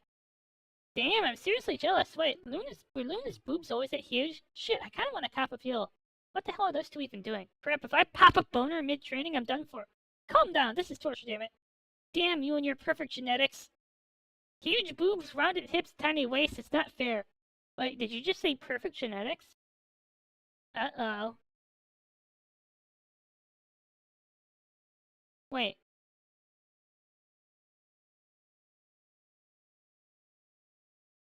You know, this seems like the kind of setting where genetic experimentation to actually create, like, perfect people would be a thing. And if you're still mad, maybe you should stop after all. My breasts are very sensitive. Oh, I instantly noticed that your palms were too soft yet firm shapes. Even through the fabric and bra, she could feel how their tips had long since hardened. Even though they are both girls, this kind of touching turns Luna on a bit. Looking closer, Lime noticed that her actions had caused Luna's clothes to wrinkle slightly. Yeah, can we... What? Hashtag Yuri? Hashtag Yuri? Oh my god. Realizing she had gone too far, Lime pulled her hands away. The cover for it's always what always happens when you're in the losing end. If you trust everyone unconditionally, this is what you get. I don't trust everyone unconditionally. It's because you're my friend. That's why I trust you. I don't want to make you angry. Don't look at me with those puppy eyes. Don't look at me like that. I feel so filthy and worthless. At the moment, the bell for break rang. Ah, break time! Luna, shall we go for crepes now? It's on me. Ah, yes. Let's go. Aren't you bound up by what just happened? Eh? You're really making me worried, but that's okay. I'll take care of you. Is that so? That I'm counting on you? Under the setting sun, they headed to the locker room. Luna. Instructor! You know, I have great hearing, don't I? I told you not to tell my secrets to anyone, remember? Yeah, I'm sorry. Lime, please don't go meddling in other people's family affairs, okay? You want my honest opinion? The female characters and the male characters have a different artist. It's something in the shading.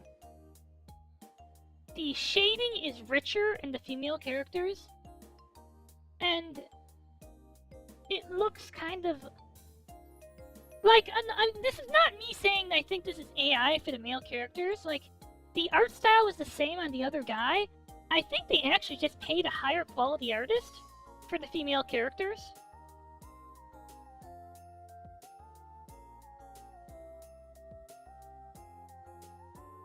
Serious question. Did I hear this song on Apostle?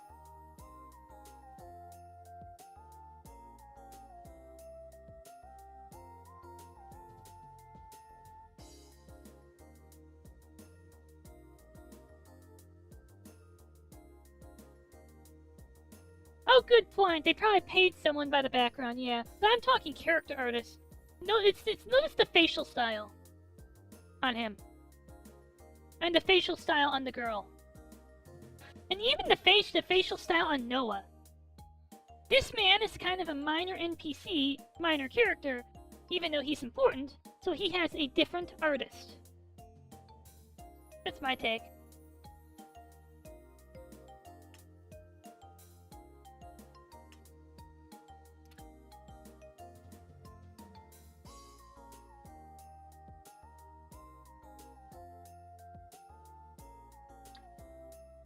Thankfully, I think they did minimize how much they're paying people by, well, they use single portraits.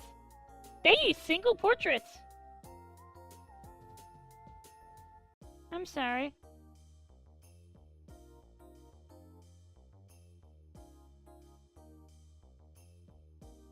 Now, just imagine how impressive Sequel is. When Sequel is made by one guy and his tester. Good, you both realized your mistakes. As punishment, you'll stay here and I'll personally give you an extra lesson.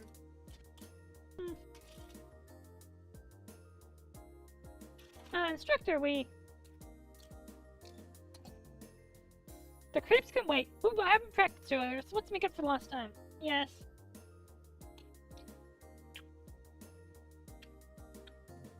The facial shape for Luna and Lime is similar. You can tell that they have the shading is also similar.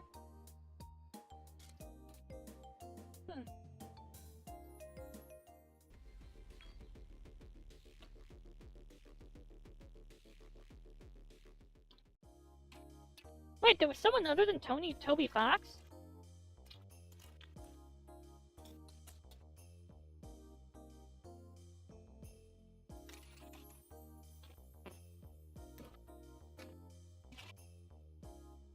Oh.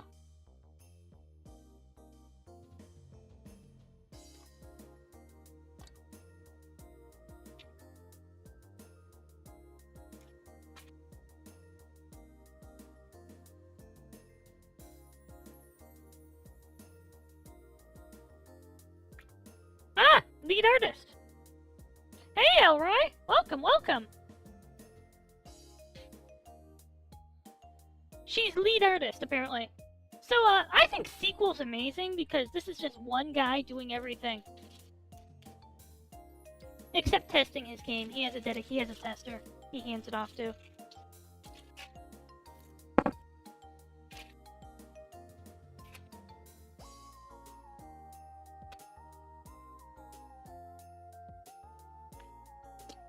By that time, the crepe shop had already closed.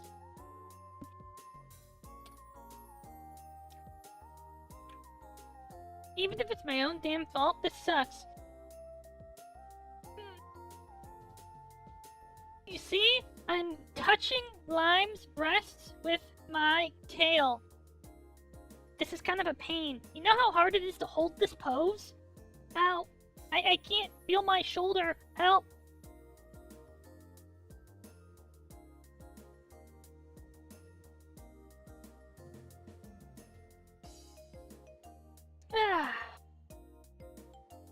There we go. I managed to tail fondle Lime's breasts. Well, she cried about her crepes. Hey there, Koishi, Koosh.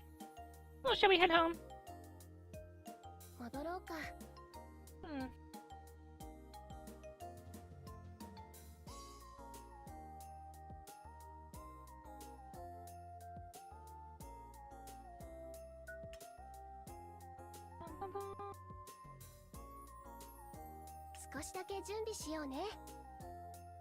Let's see, there's only 3 chapters?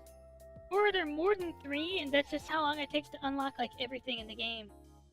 Like, all the mechanical stuff. Okay, you know what I have to look up? I have to look up the calendar.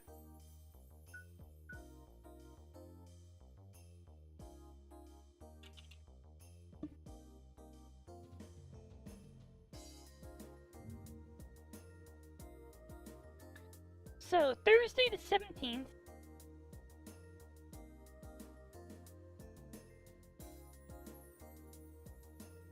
Ouch! Wait, oh. Oh, 21:35.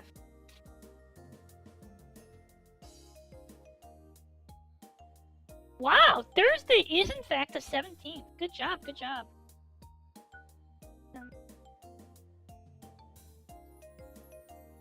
Good job. I'll be right back.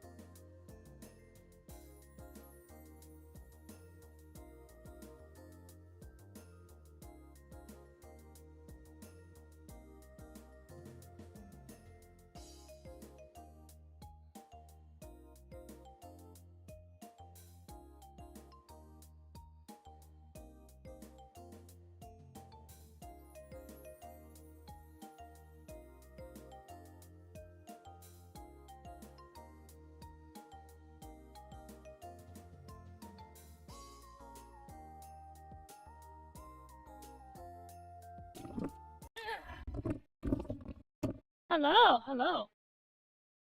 Let's check the store. I feel unsettled about this.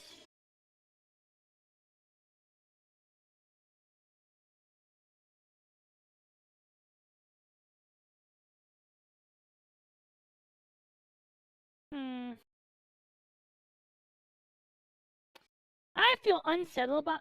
Oh, shit. How long has that been like that? Seriously, you have to tell me that I just sat on my gamepad, you know? Oh my god. There we go. You have to tell me that I sat on my gamepad, you know? But yes, I feel unsettled by this. I have limited money. Let's see. High frequency knife sets.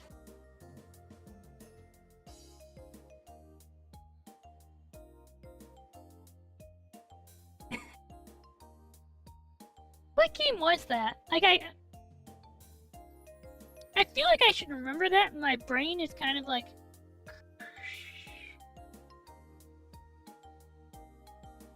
It's gotta be one of those games with like weird physics where a model broke or something. Alright. We need... I'll take a knife set.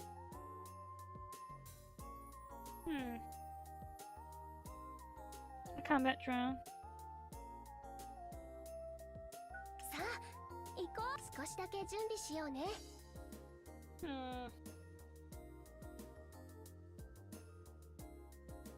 Ah! You mean, is this a hentai game? Is this what you're asking? This is in fact hentai. Yes. Shit. I know I'm going to get, like...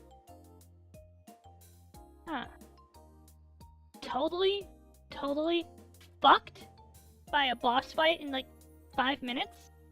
Can I add something to the deck?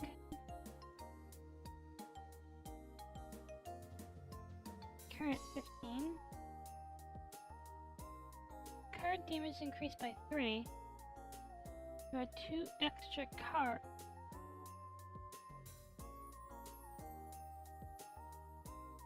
Huh.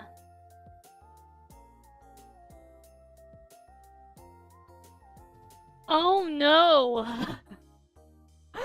Oh no!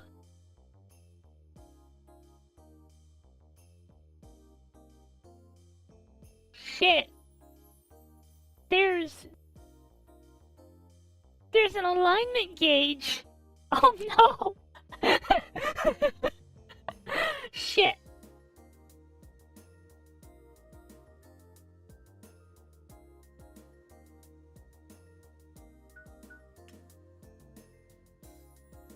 Three, 3, 4, 2. Got it.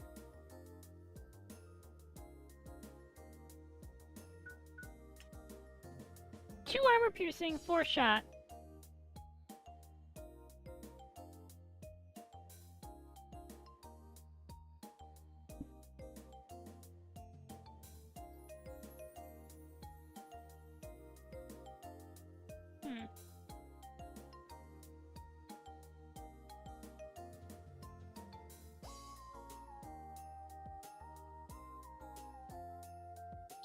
Combo tagged card?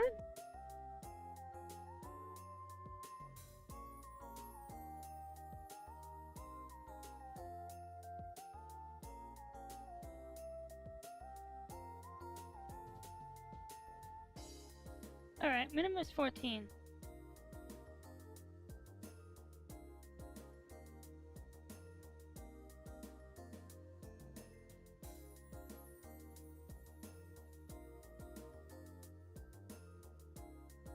Get another knife set.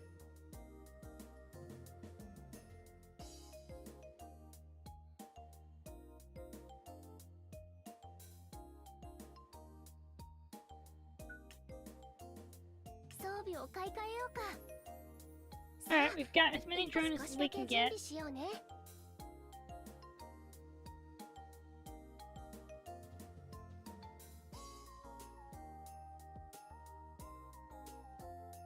Do we want card damage to increase by 3 or draw 2 extra cards every turn? I think we want increased damage. Because, okay, I've played the first 30 minutes of this game. I just need to say that I've played the first 30 minutes.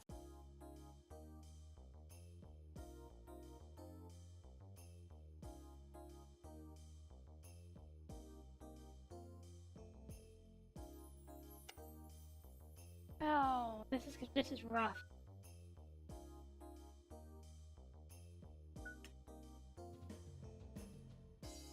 I don't know if neutrals do. Honestly, considering the opening of this game, I don't know if status quo is good is considered the quote unquote good ending, but I think dictatorship is the bad ending. Oh. Huh. Oh no. I don't want to touch this, actually, because, okay. I feel like there's upsides and downsides to both of these. And that 3 times 2 damage is not necessarily the same thing. 3 damage twice is not the same thing as 6 damage. I know my card games. They are distinctly, mechanically different concepts. So, deal 1 damage to a random enemy.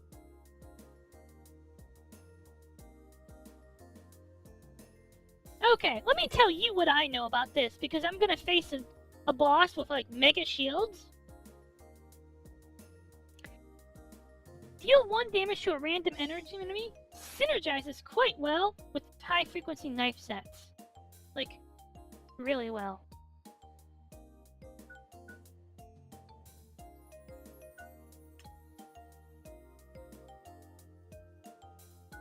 So, do we believe? Do we believe in my ability to not die? The sprouting singularity.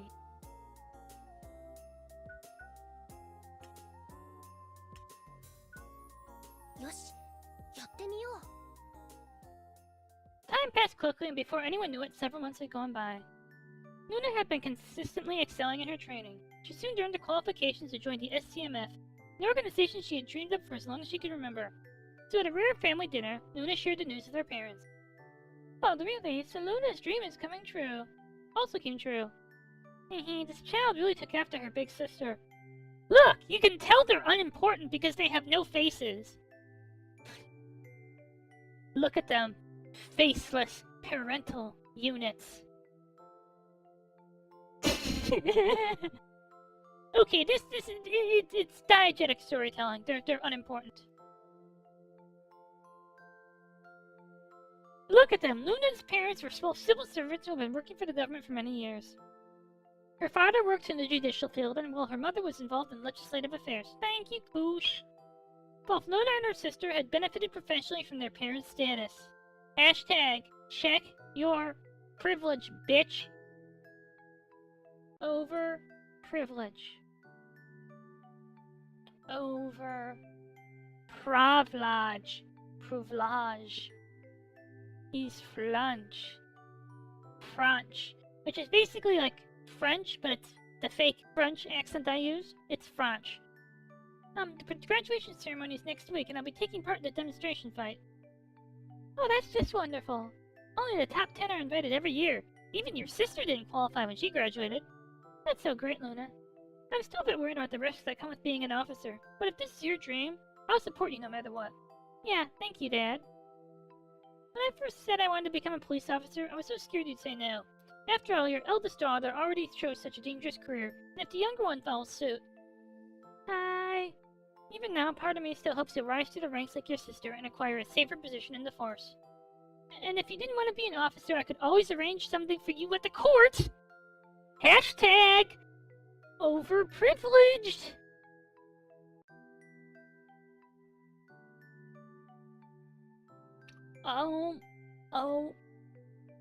I'm just astounded by, how deeply overprivileged.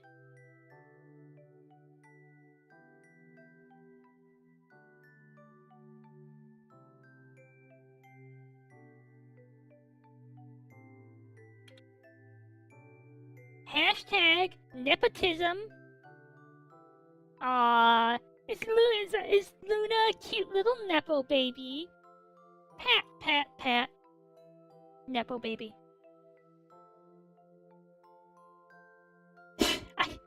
But that's not the path he chose, is it? Luna has always been a gentle little hero, helping others ever since she was small. As your father, I am really proud of my daughter's sense of justice, Luna. That's right, back then, Luna was always doing whatever she could to help her classmates or rescue little animals. I still have a picture of those days, you know. Mom, those are super embarrassing. Don't pull them out in the middle of dinner. No. Alright. Then I'll sneak off and look at them after dinner. That's not okay either. That's just a way you're showing love. Sorry, I guess I was being a little selfish. You're free to look at them, Mom. Just please don't do it when I'm around. It's too embarrassing. Oh, I can't help myself. My Luna is so sweet and smart. Come here and let me give you a big hug. Honey, we really did raise our kids with so much love in our hearts. You raised your kids not to understand their privilege of their parents' super nepo powers. Nice. Cool. I need something to actually be able to spend it on. Absolutely, the tragedies from our generation must never be repeated. Exactly. When the wielders first emerged, society became all about cold, ruthless pragmatism. A world where only power and usefulness mattered. There was no room for love.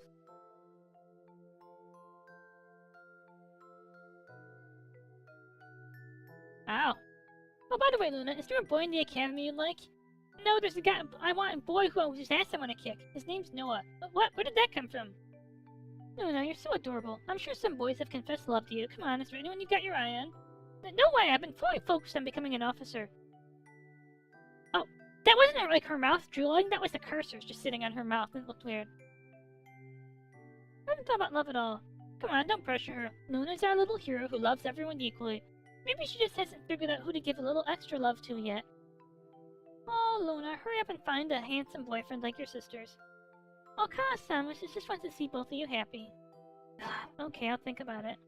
Don't mind her, your mom has been reading high school romance novels lately. Again.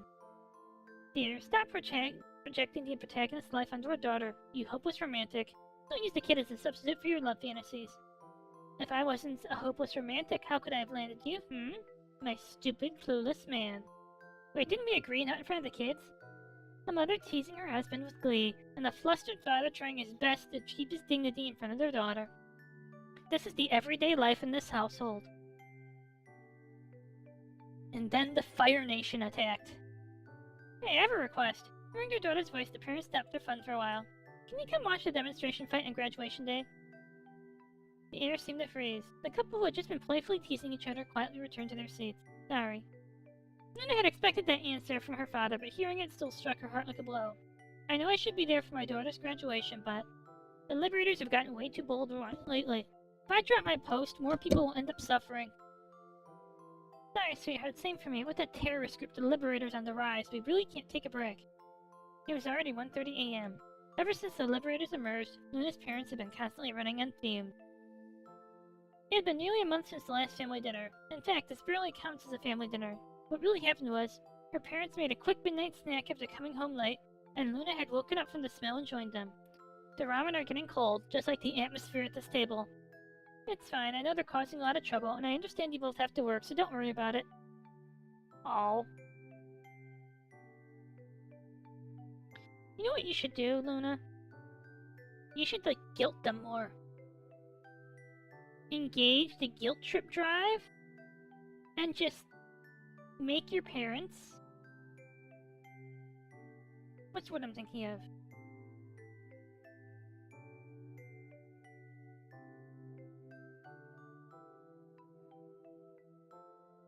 Buy you shit, that's it.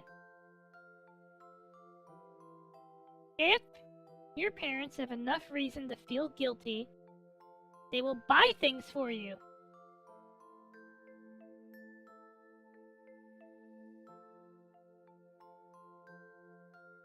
Doesn't that sound lovely? No, I think this is a very cozy song.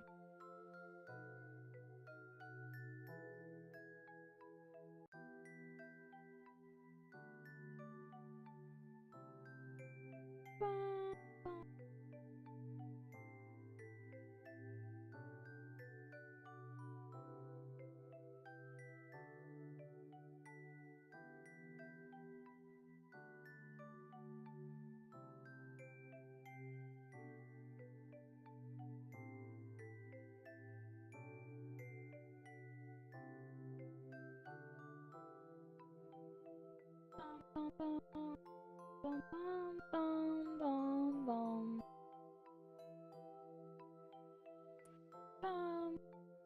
bum bum bum bum bum bum bum bum bum.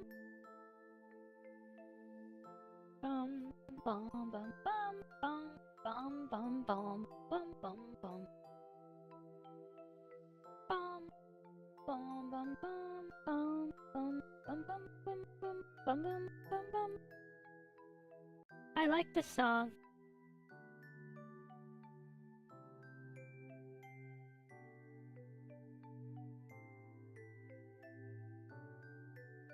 It feels very cozy.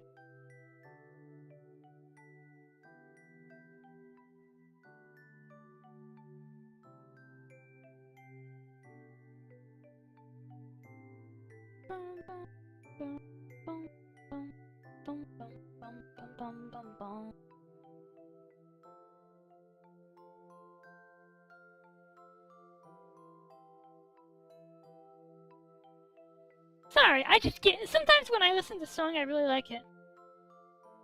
What our parents said was true. Ever since the Liberators had started wrapping up their activities, the entire city of Sardis had been gripped by fear. A group of wielders whose true motives remained a mystery. They regularly carried out robberies and acts of destruction, seemingly at random, then vanished without a trace, often before law enforcement even arrived, regardless of whether their attack succeeded. They had to be hiding something. Even now, till now, their motive remained unclear. Recently, the number of missing persons has spiked like never before. Each disappearance occurred around the same time and location as a nearby attack. That's when the government realized that the Liberators' true goal might be abduction. But none of the families ever received ransom demands, and no bodies were ever recovered. Bizarre circumstances left the authorities in turmoil. Internally, they began working toward a darker theory, that this might be the work of a serial killer. They sent out search parties, combed the city from end to end, and not a single trace of human remains was found. Now officials are seriously considering the possibility of supernatural crimes, debating the existence of powers capable of killing without leaving a trace. As a result, Luna's parents had to handle the already captured Liberators with extreme caution, because no one could tell what they might be capable of. Bum, bum, bum, bum, bum, bum.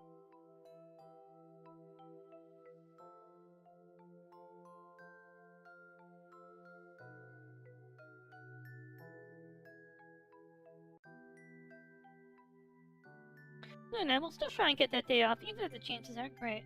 How about this? Once the Liberators' miss is over, we'll call your sister and throw a big celebration. She hasn't been home for a long time. Wouldn't it be nice to show her how amazing her little sister has become? Yeah! No matter what, Luna could never bring herself to blame her parents, even if it hurts knowing they wouldn't get to see the result of everything she'd worked for. But deep down, she knew the fault lay with the Liberators. If I ever get the chance, Luna thought that she would officially soon join the SCMF, and that meant one thing, face the Liberators herself. She clenched her fist under her table. Blah, blah, will I be the... Blah, I want to get to the gameplay!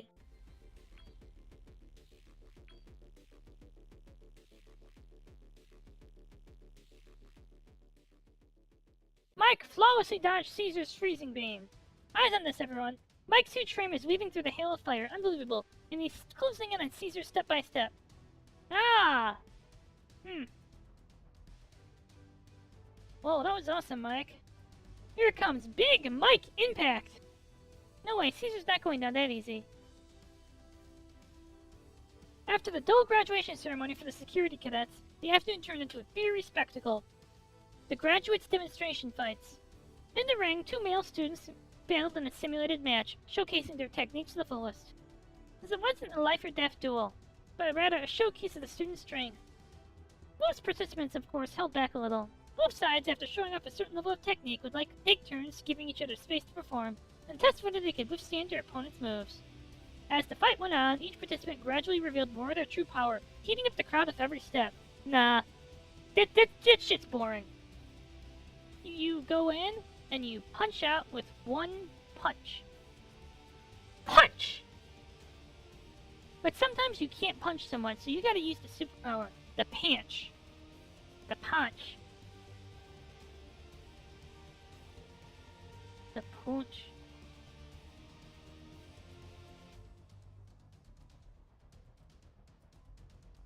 The hybrid event mix of performance, competition, and self-promotion was known as the Graduation Showcase Fight. He's closing in. Mike is closing in on Caesar. Is this it? Big Mike impact. Ah. The strong man in the ring kept his muscles tight even while dodging, focusing all his strength on the right arm.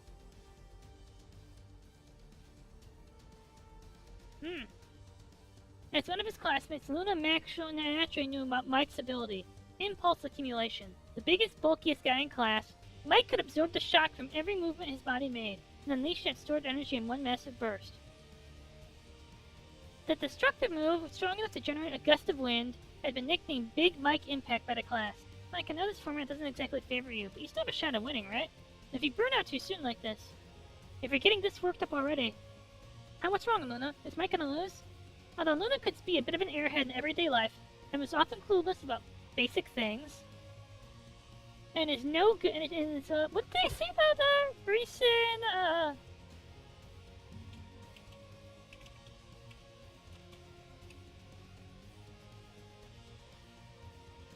that she is a, you see... yes. Although Luna could be a bit of an airhead in her life, and was just a useless girl, good only for her sex appeal, and not even that, and was clueless about basic things, Racing has more sex appeal than you. You're useless. When it came to combat, she was a natural genius.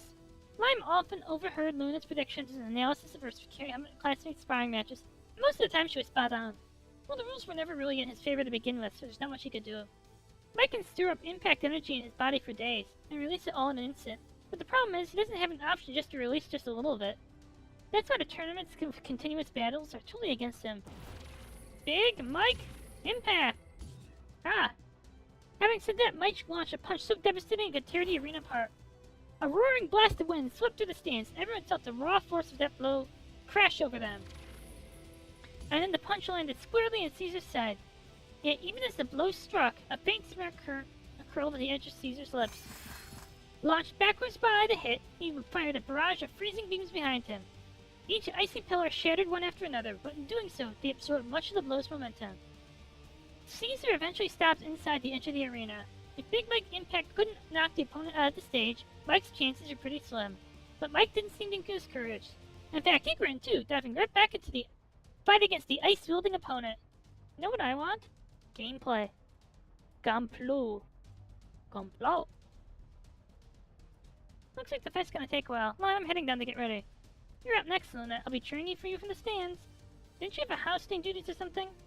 I passed them off to a friend who wanted the spotlight. Plus, this way I get to slack off. Win-win, right? Fair enough. Luna gave Lime a casual wave before making her way down from the bleachers and strolling towards the prep room. Suddenly she felt a strange and unsettling gaze on her. Instinctively, she turned the direction it came from and saw a stunningly beautiful woman dressed in elegance and precision. Evil. I don't recognize her from the security team. Is she from another government agency? The graduates' demonstration fights will often welcome more than officers and officials. Prominent figures from society were frequently invited as well. So seeing an unfamiliar face wasn't unusual in itself, but that look, why did it send chills down my spine? Luna was used to being stared at. Her figure often drew certain kinds of attention, and while she rarely paid those glances much mind, she could tell that it didn't scare her. But this stare was different. It felt like it wanted to devour her whole. A feeling of malice made her skin crawl. Maybe I'm just imagining it, but I can't shake this awful feeling. Participants, yep, let's go. I'm gonna be late. Brushing off the strange feeling as just nerves, Luna shook her head, forced a smile, and sprinted towards the prep room.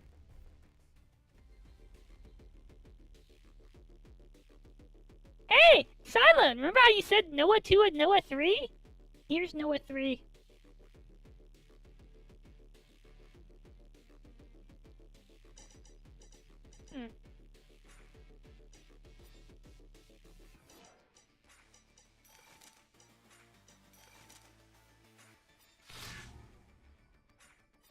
Oh.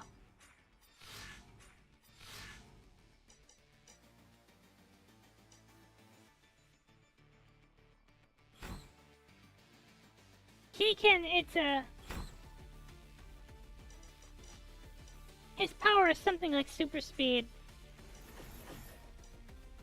Ouch.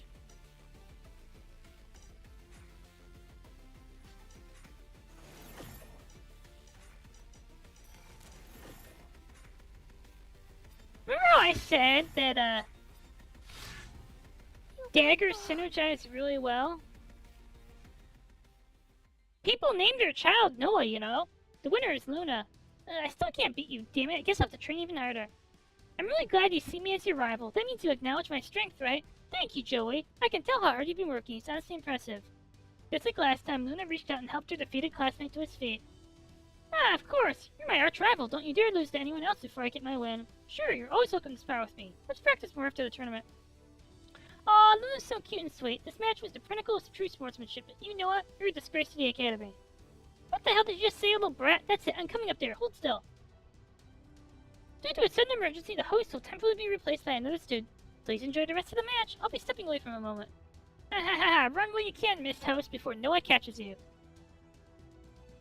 The playful quarrel ended with Noah dumping an entire bag of ice down his fellow student's shirt. How could you do that to a girl? Ugh. You totally deserved it. From the far end of the stands, a pair of scarlet eyes observed the cast below. Ah, youth. They've all got potential, but especially... The mysterious woman turned her gaze towards Luna, who was still standing in the arena, watching as Noah stormed towards the announcer's booth. Luna, huh? If I'm not mistaken, her ability is... Then she pulled out a communicator. Let's move. Grab a few quietly first. Once the diversion starts, we'll go all in. A short understood came through the communicator. The mysterious woman tucked it away and headed toward the locker room. Sure, she's stronger now, I'll admit that, but there's no way I'm gonna confess that I got hit just because I got distracted by her bouncy boobs. Bruh, that's a you problem. If you're losing because you get distracted by breasts, that is a fundamental problem with your ability. It's a skill issue.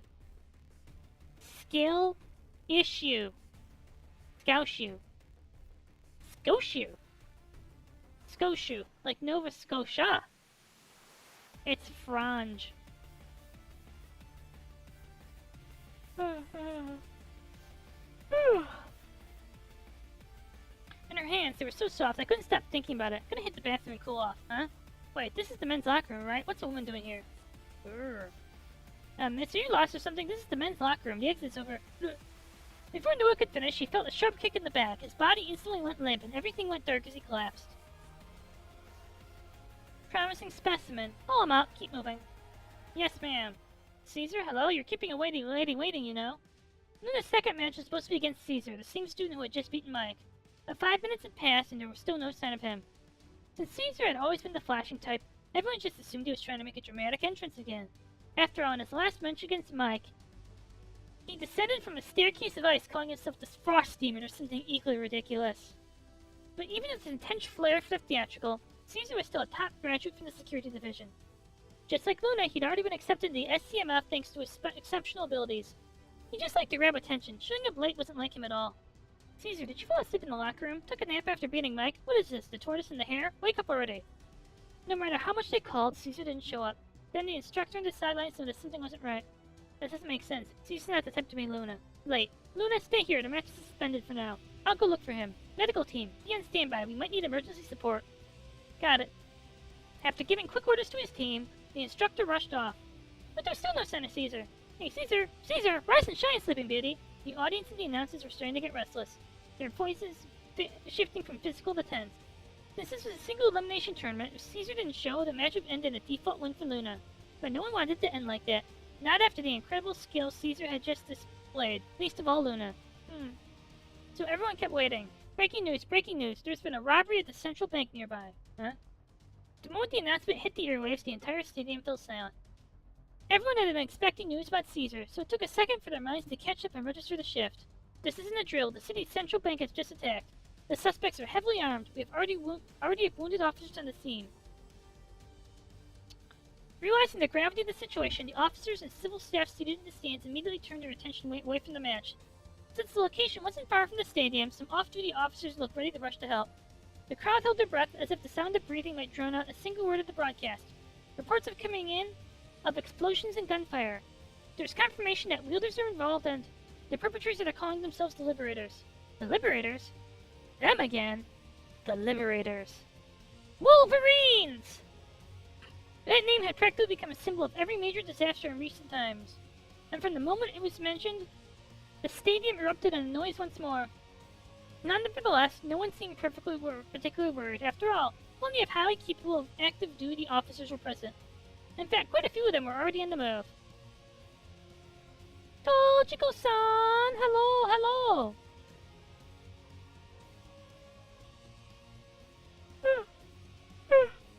How is Tojiko-san today? The central bank is not far from here. Be back in no time. Hey, remember how I was saying these aren't AI? These are just... They made one sprite for everyone and flipped it depending on vantage? Yep, they made one sprite for everything and flipped it depending on vantage. I kinda hate when people do that.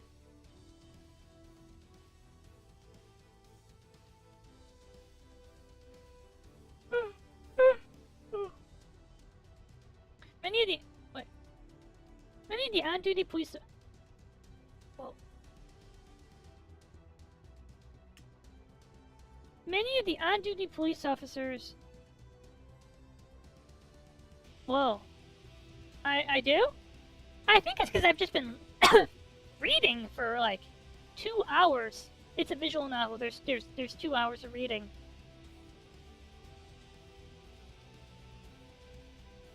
Oh, but there is yawning though. But seriously, I just want to get back to the gameplay. They also destroy me. Many of the on-duty pulled out their communicators, contacted. There was no panic on their faces. Some were even joking and laughing as they went. Well, that's a scripting error. As if to say, let's clean up this small fire real quick and be back in time for the next match. But despite the casual, almost cheerful mood, Luna stood in the arena, feeling a twinge of unease. Right now, all of a sudden, don't they know today is the graduation showcase? It's a kidnapping. They want your genes. Sure, it's an eternal match for the graduates, but it's streamed online every year. It always gets public attention. Recalling that unsibling feeling of being watched earlier, Luna's thoughts began to race. Could they have chosen this moment on purpose? A big event, a location disclosed, it's too convenient. Mom and Dad always said, robberies like this can be diversions. The real goal could be kidnapping, yes. Or even an assassination, no. So then who's the real target? You. One of the government offices downtown, there are plenty of high-value figures in those buildings. Now that doesn't make sense. Security for top officials is basically at fallout shelter level. Pulling a stunt near them would only heighten their alertness. It would make a kidnapping harder, not easier. Unless there are any foreign Luna, it's you! It's still any high-profile area, government or corporate, would upgrade the security after an incident like this. The Liberators aren't stupid. Then, what place in the city would actually become less protected if a bank got hit as a distraction, huh? Isn't it right here? Yep! As the realization hit, Luna's eyes darted towards the stands. Many of the police officers, driven by instinct and duty, had already rushed out of the stadium. Don't tell me, we walked right into their trap. Suddenly, a series of loud explosions rang out overhead. This! Luna squinted up at the stadium dome. There against the light, she saw figures moving. Boom! Boom! Boom! The ground near Luna echoed of heavy metallic thuds, kicking up clouds of dust. Also, before stream, I sang like 6 songs. What the hell? The dust cleared quickly, and at the center of it all, a metallic device, gleaming ominously pulsed with light. Luna, lacking real combat experience, froze in place, paralyzed by the chaos unfolding before her eyes, even though she had already pieced together part of the truth. Wait, are those bombs? Oh! Luna! The bomb lit up with a blinding flash, but in that very instant, a common blue light enveloped her like a protective cocoon.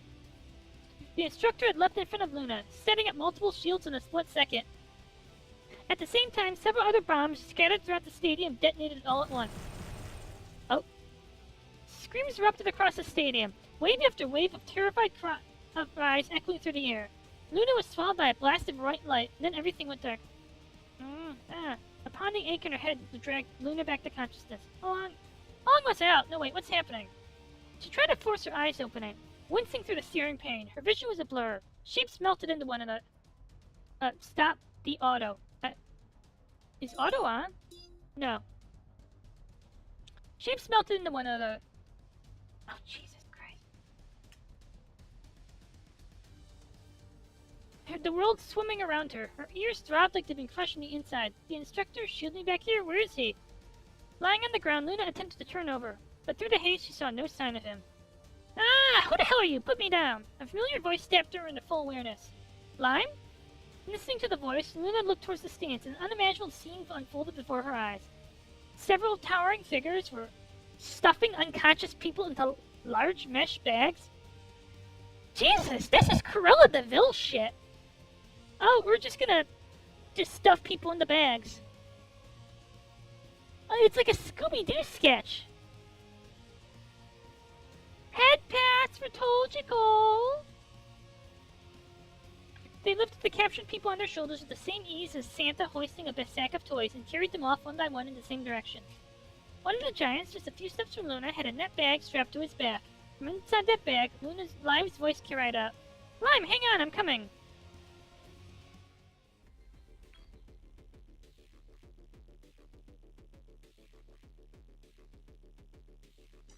Let's see. Can we...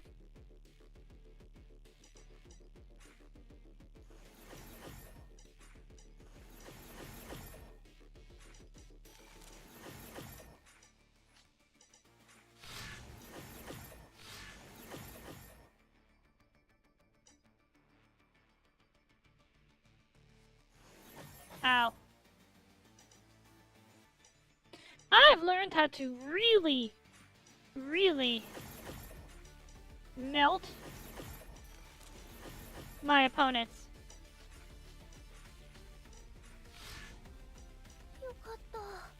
Yakata! Alright, let's rock and roll. Let's go into the boss. And more of them are waking. Speed up. You, stop that girl with the big tits. She's getting in the way. Everyone else, time to pull out. I've got this. Damn it. Get out of my way. Lime, I'm coming for you. Wait. Oh, this is gonna be bad.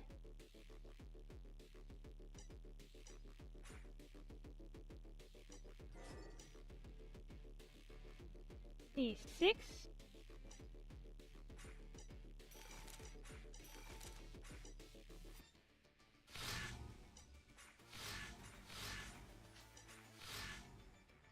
And turn.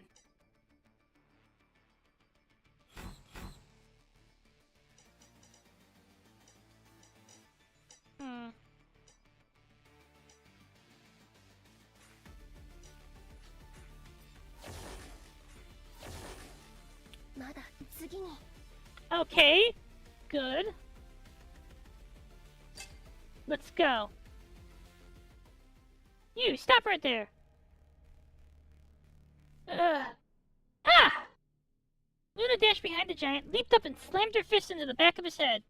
The brute let out a grunt and collapsed face first into the ground. Way weaker than he looked. Anyway, the important thing now is Lime. Luna tore open the sack and dragged the lion out from a heap of unconscious people. I'm alive! Being squashed like that was awful, Luna. Are you alright? Sorry I'm late. It's okay. Honestly, I'm happy you're still alive. I saw it, Luna. You were right at the center of that explosion. Even though the instructive shielded you, I was already bracing for the worst. As she spoke, Lime suddenly threw her arms around Luna. I'm just so glad you're alive. I thought I'd lost you forever. Don't worry, I'm fine, really. Luna gently patted Lime's back, comforting her as the fear slowly faded. Ah, they're escaping! The black-clad attackers were beginning to retreat. Luna turned to Lime, locked eyes with her, and spoke with unwavering resolve. Sorry, Lime, I need your help. The injuries I took might slow me down. No need to apologize. I'm your support, remember? Helping you is exactly what I'm here for. Lime reached out and gently touched Luna's chest, activating her ability, Connection Seal. It was a power that allowed her to share the feelings and pain of others as if they were her own. As half of Luna's pain flowed into her, Lime immediately collapsed to the ground, curling up. Why does it hurt that much? Luna, how are you even still standing? I had to save you. Thank you, Lime. I can move again. Let's go help the others. Go get them and make them pay for me, too. Just give me a moment. I'll try to wake the others. Right. Luna bolted forward, and just then, a familiar figure began to rise from the ground. Huh? Luna, that explosion just now. What was that? Mike, you're awake! Whoa, hey, why the sudden hug? Luna had quickly filled Mike in on the situation, and he immediately grasped the urgency. I see, then it's time to stop them. I saw them dragging some people inside. I'll go after them. Can I leave the giants outside to you? Got it! Leave them to me! Before his voice had even faded, Mike charged at the retreating. Oh, Jesus. Didn't you guys come to pick me up? I haven't gotten in yet. As Mike's battle cries rang out behind her, Luna sprinted into the building.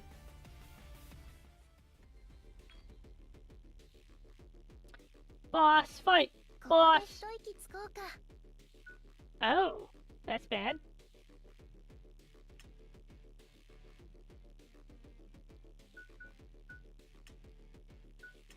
Oh, this is gonna be bad.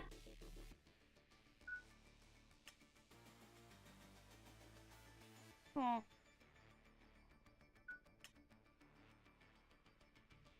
Oh.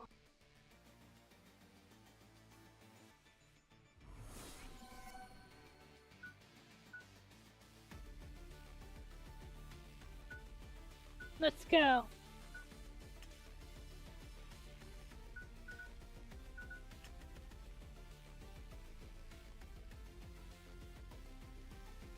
Ah. Ah. 3 knives? Let's do it.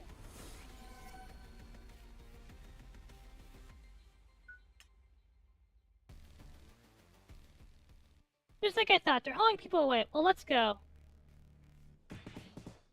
Luna sprinted forward, taking down several good giants as they dragged unconscious victims away. They're still all heading in the same direction, the parking lot. Loading people into vehicles and driving off. Turns out the Liberator's tactics were more old school than she expected. As Luna reached the parking lot entrance, a thick white mist rolled in, obscuring everything. And just ahead, the nearest giant, inside the net slung over its back, was the unmistakable silhouette of the instructor. What? Instructor, can you hear me? She saw the eyes flutter open slightly, only to close again as he inhaled the mist, dropping back into unconsciousness. In an instant, the giant vanished into the fog, along with the instructor. Is this mist some kind of sleep gas? It was only then that Luna realized there was something wrong with the place. In that case, Luna's ability, replication. She could recreate anything she'd seen before, using her own body as a conduit. It was exhausting, and the level of detail depended on the clarity of her memories, but it is an extremely flexible and useful ability. To blow this fog away, I'll need that move. Big Mike Impact! Borrowing a classmate's ability, Luna launched a titanic punch straight ahead. The blast of wind from Luna's punch swept away the fog in an instant. Though her head throbbed like it was about to burst from channeling such raw power. Seeing the fog in front of her dispel, Luna clenched her teeth and smiled with a satisfied look. That should do. So it's you, the one I've been looking for. Huh? As the last of the mist cleared, a figure slowly emerged from the haze. A woman stood there in an ornate dress. Her face as flawless and emotionless as a porcelain doll. It's you, the woman in the stands this morning. Oh, you noticed me? I'll have to be more careful next time. You're evil. Of course I notice you. Where's my mouse? Are you a police officer? Her voice was way too calm. Luna couldn't immediately identify the woman as friend or foe. Ha ha ha! Do I look like one? Maybe I look more like a government bureaucrat, or some other official's pampered little pet. But you see, unfortunately... Slash! The razor-thin blade of wind shot towards Luna. Sensing the sudden bloodlust, Luna nearly dodged, just barely sidestepping what would have been a lethal blow. Still, a few strands of her hair flooded to the ground, sliced clean through. Impressive reflexes. No wonder they put you on stage. But, you know, the mere fact that you're dodging my attack gave away information about you. What information? Exactly. You dodged my air blade, which means you still understand your ability. Thanks to that corrupt cop's training being such a joke, our plan went smoothly. Before she even finished speaking, that woman lunged forward. Luna realized the woman in front of her probably was an important figure in the organization. So it was you who planned all this. You're with the Liberators. Boss fight! Boss fight! Boss fight!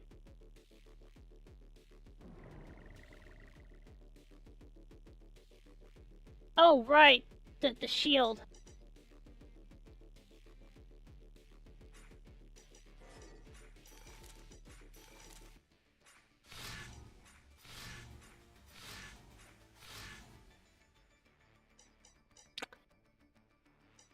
Oh my god! I have to get through 276 shield. Shit, this is gonna be awkward bad.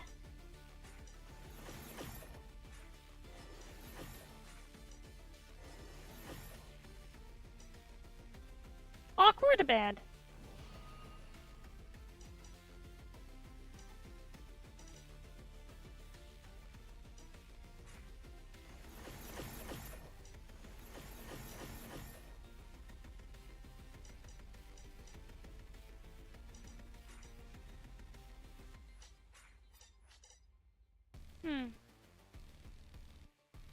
Shit.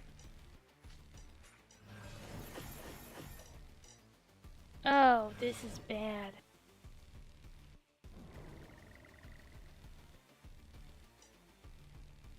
All I need to do is get through these fucking shields.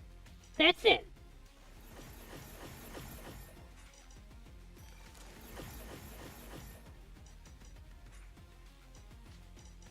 That's all.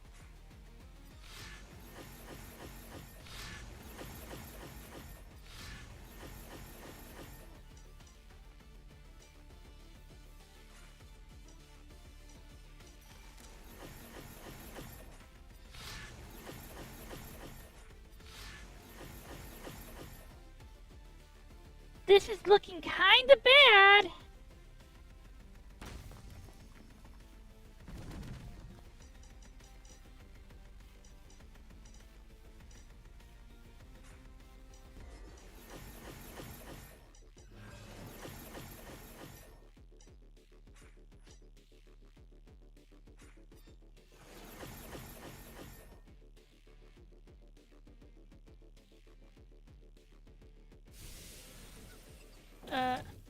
Ow.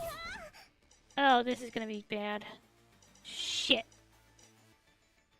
What, do I go all in?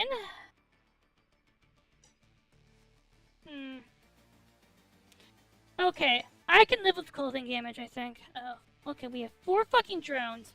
We just need to get through.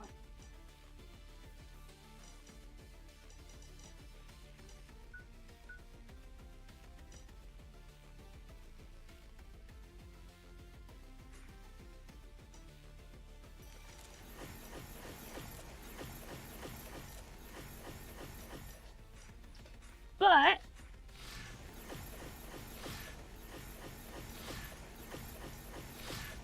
if we can stack these drones forever, we can maybe get through.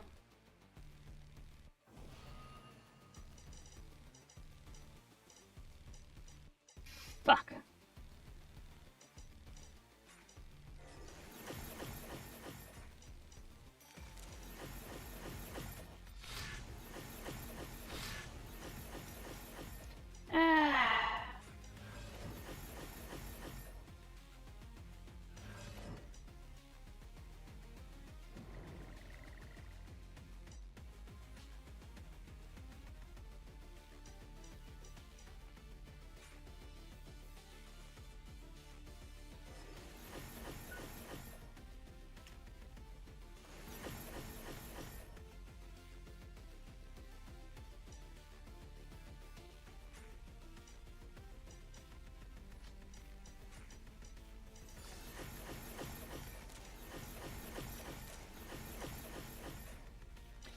Fuck her up!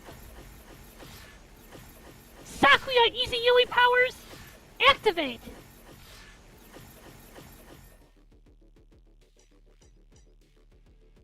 This is not going well, by the way.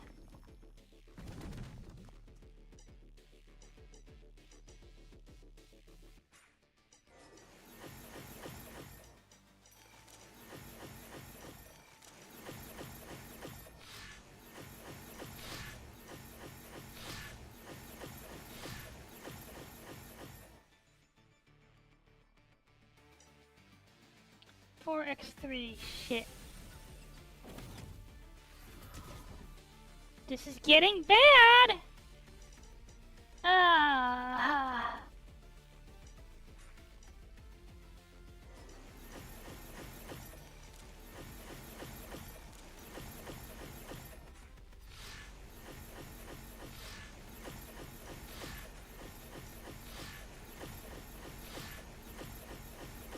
It's kind of coming down to the wire, but we've almost gotten through.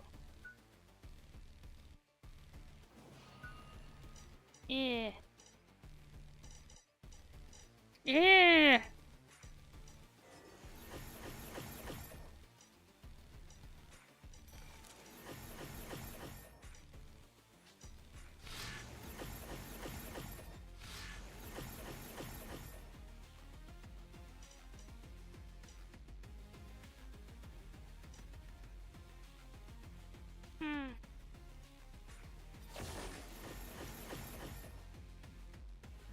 are so close to getting through. I just need to say that.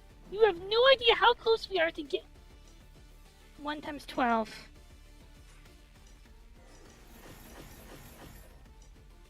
Armor-piercing shot.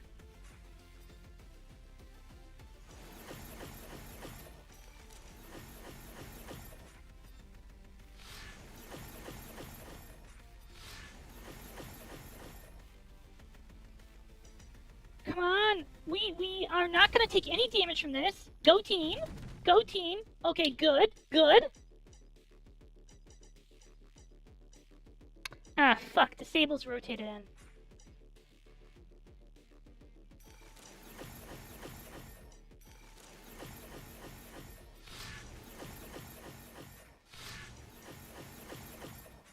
I think we might be all in.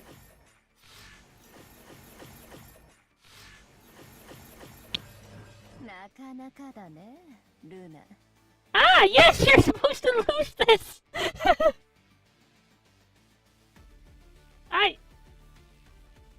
Bruh.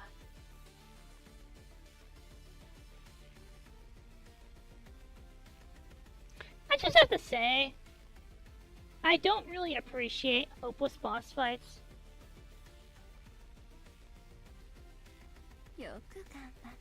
I might have to hit the hotkey. A little reward.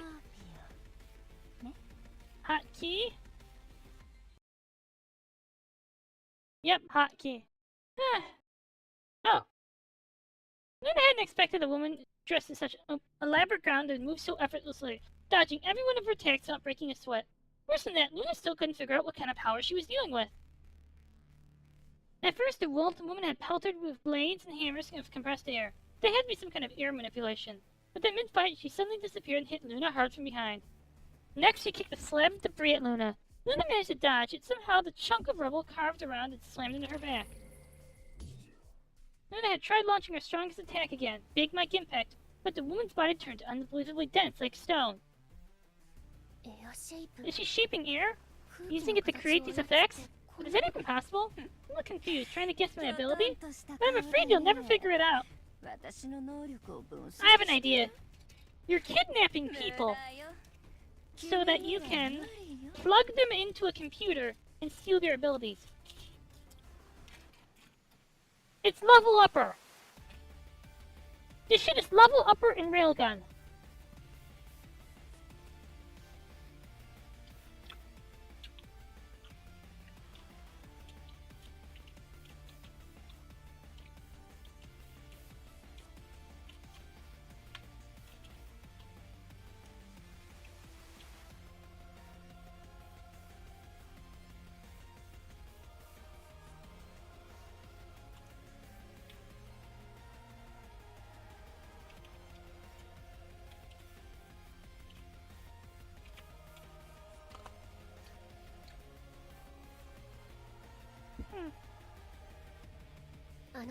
Your power clear like the air. Probably some sort of form of atmospheric shaping. Don't take me lightly. What? Haha, no way. Do you really think so? At those words, the woman stopped cold, standing motionless, began to provoke Luna with obvious disdain in her voice. Add a shape,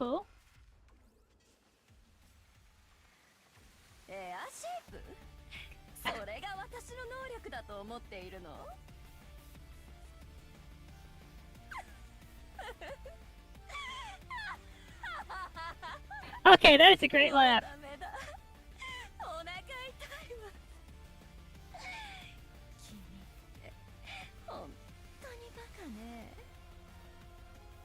The woman burst out into loud laughter. She laughed and laughed, completely exposing herself. No guard, no stance, nothing. This is it, my chance. Not waiting for any further provocation, Luna launched her fist, generating the raw force of her most powerful move. Big Mike Impact! Oh my, aren't you an eager one?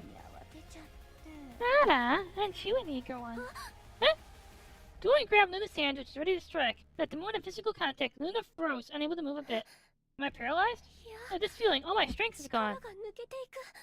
Luna's body gave out, collapsing onto the ground as if her muscles had also simultaneously gone limp. Her arms, her legs, none of them would respond. She struggled, desperate to rise, but couldn't even manage to get on her knees.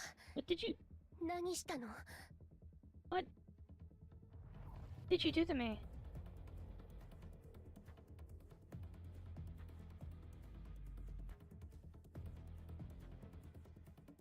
Luna could only pretend to understand. She already realized it was some kind of control-based power triggered by physical contact.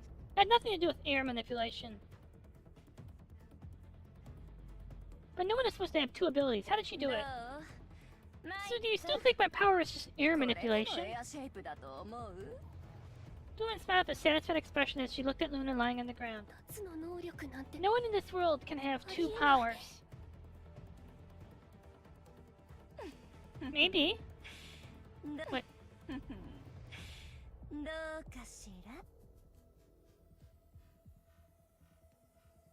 Lumen slowly approached Luna. Do kashira?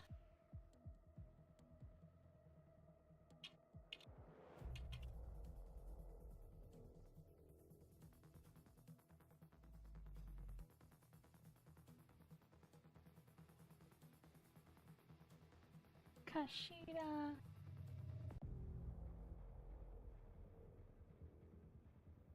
So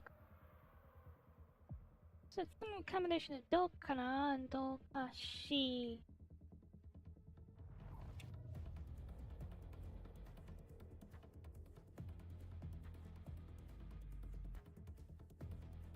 Dokashira.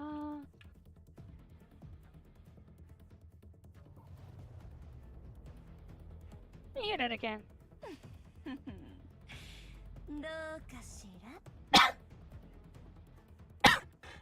Head pats for Tojiko. Unfortunately, I'm gonna have to, each with them, to Luna, they take. Is this it? No, she's gonna fuck you. Is this how my life ends? Terror crawled up her spine. She willed her limbs. No. It's like being trapped in a shell of lead. Only her right fan responded. Barely lifting off the ground in a feeble arc. Her mind screamed, but her body remained a prisoner. The mysterious one stopped in front of her. Please tell me. There's nothing that can be done now. Oh, good news! We do have a telegraph. It's a fade to black. I didn't know what to expect the telegraphing for the Ludes to be, so. I can paint it. Instead, she felt this. What? Yeah. What are you doing? Yeah.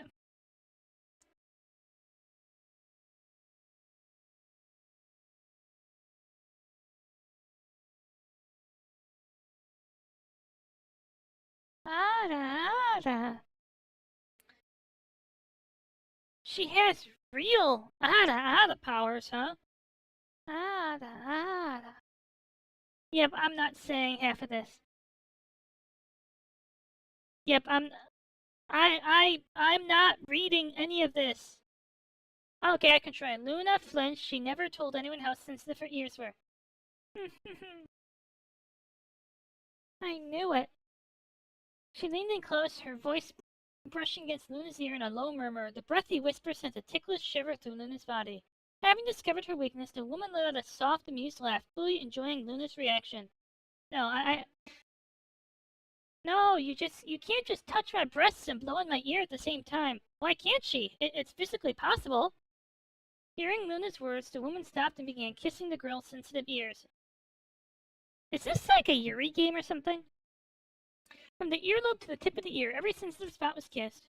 Every breath she exhaled gave Luna goosebumps. The woman began kissing Luna on the cheek. Next came affectionate kisses on the neck, then the collarbones. My limbs still hurt. I can't get away. What is she trying to do? We're both girls. What does she even want? You know, this is getting in the way. Yep.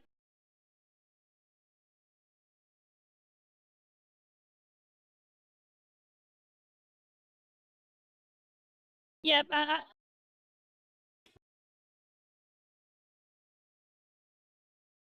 I'm not. Do I have to read this?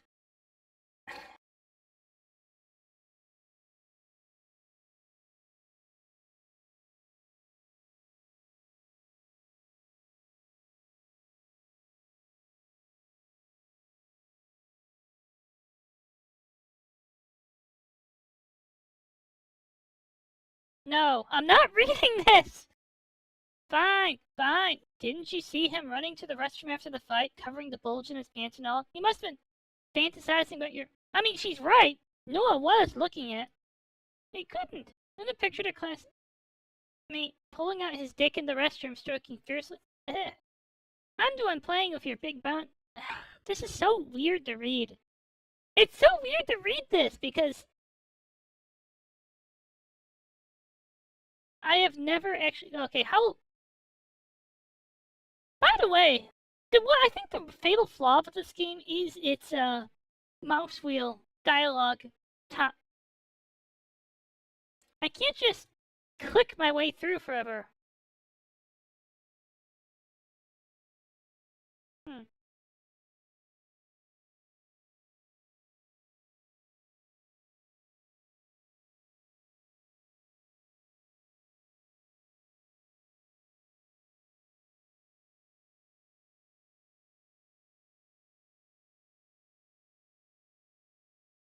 Alright, can we just get on with the game? Can we get on with the game? Can we get on with the game? Can we get on with the game? I would like to actually play it. I feel like I feel like I've just spent 2.5 hours of stream for like 10 minutes of actual gameplay.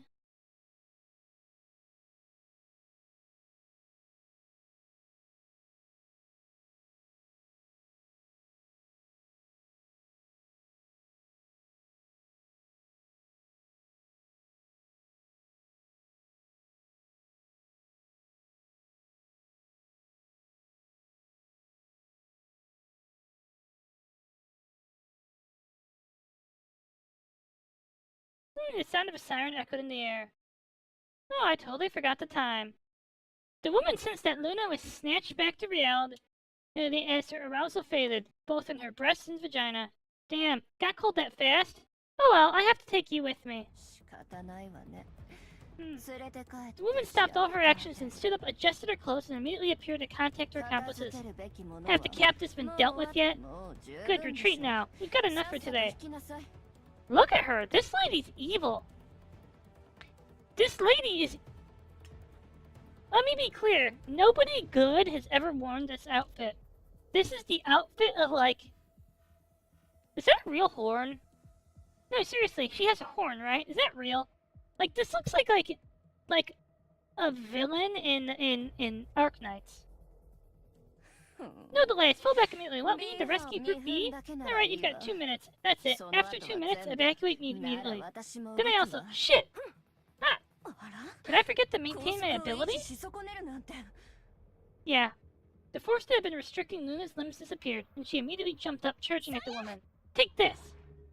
Luna summoned the instructor's Azure shield, forcefully pushing the woman away, then took a defensive stance, carefully watching her opponent. With the other hand, she adjusted her clones, barely covering her huge breasts that had been visible a moment ago. Your ability to paralyze others. It's activated through touch, right? Then let's see if I can block everything with the instructor's shield. Initially, I was planning on bringing you back and having more fun. But the plan has changed now. Hearing footsteps, the woman decided to leave immediately. Luna! They'll meet again. Matane? The woman turned around and disappeared behind the door. Wait, didn't even think about running away. Luna ran out to follow, but the woman was gone. It's not just the woman, but also the mysterious men in black and the giants, as well as the kidnapped spectators and police academy graduates. They all disappeared. Luna, are you okay? Luna, have you seen Mike? The surviving classmate ran to Luna. It seemed 2/3 of the class was taken. Wow. How many people did they take? Everyone. There's no one left. Everyone's dead, Dave. I think one of the most charming things about this... There's no one left. About this game is, help me out here,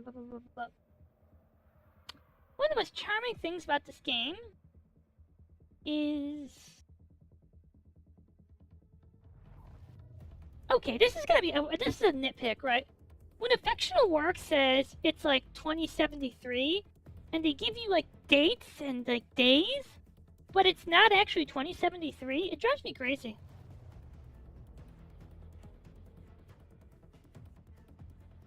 Slowly, the arena became crowded with police cars and officers. According to some officers who had left earlier, the bank seemed to be safe. But no one could understand the reason for the attack directed at the academy, students, and spectators. Luna especially found it hard to understand.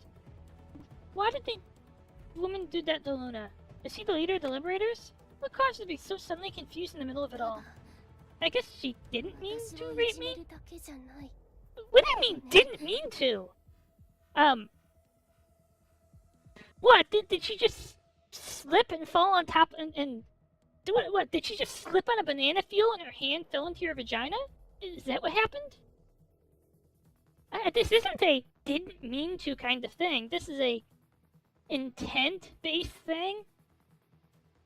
Like, yeah? Luna was deeply unsettled, not only because of the Liberators who had taken so many of her classmates, but even more so it was her own weakness, being pushed to climax again and again by the enemy. She felt deeply humiliated and helpless. I will defeat them. No matter what. Luna had never touched herself and never dated anyone, so she didn't understand that this frustrating, relentless seat inside her is called arousal. Okay.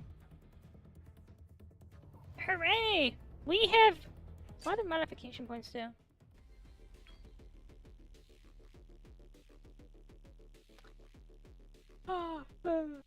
Based on the brainwashed victims, aka the afflicted, we captured so far, we have successfully pinpointed the locations of the Liberator's base. Your mission is to find the wielder responsible for brainwashing the civilians, bring him back alive, and make him undo the brainwashing. We are cleared to use lethal force. If capturing a life is impossible, you are permitted to eliminate the target. Your top priority is to prevent further victims, understood? Yes! Yes. The SCMF officers were listening closely to the commander's operation plan. Wait. Oh. Shit! I thought that was a pause. Is there a... Can I,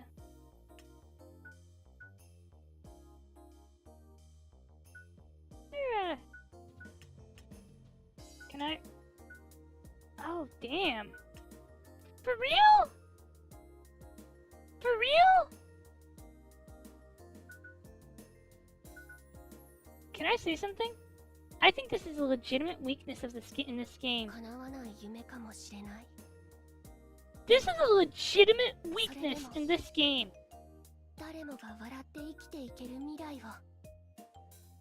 I was just trying to save really quickly. I wanted to save. Shit. I feel like I have lost a ton of critical context. Oh no. Anyway, I'm not really feeling super well tonight, so I'm going to stop early. Thank you for coming, everybody. I'm going to drop a raid on Light.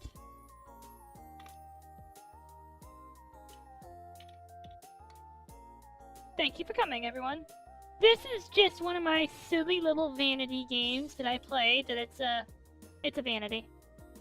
It's a vanity game. I admit it.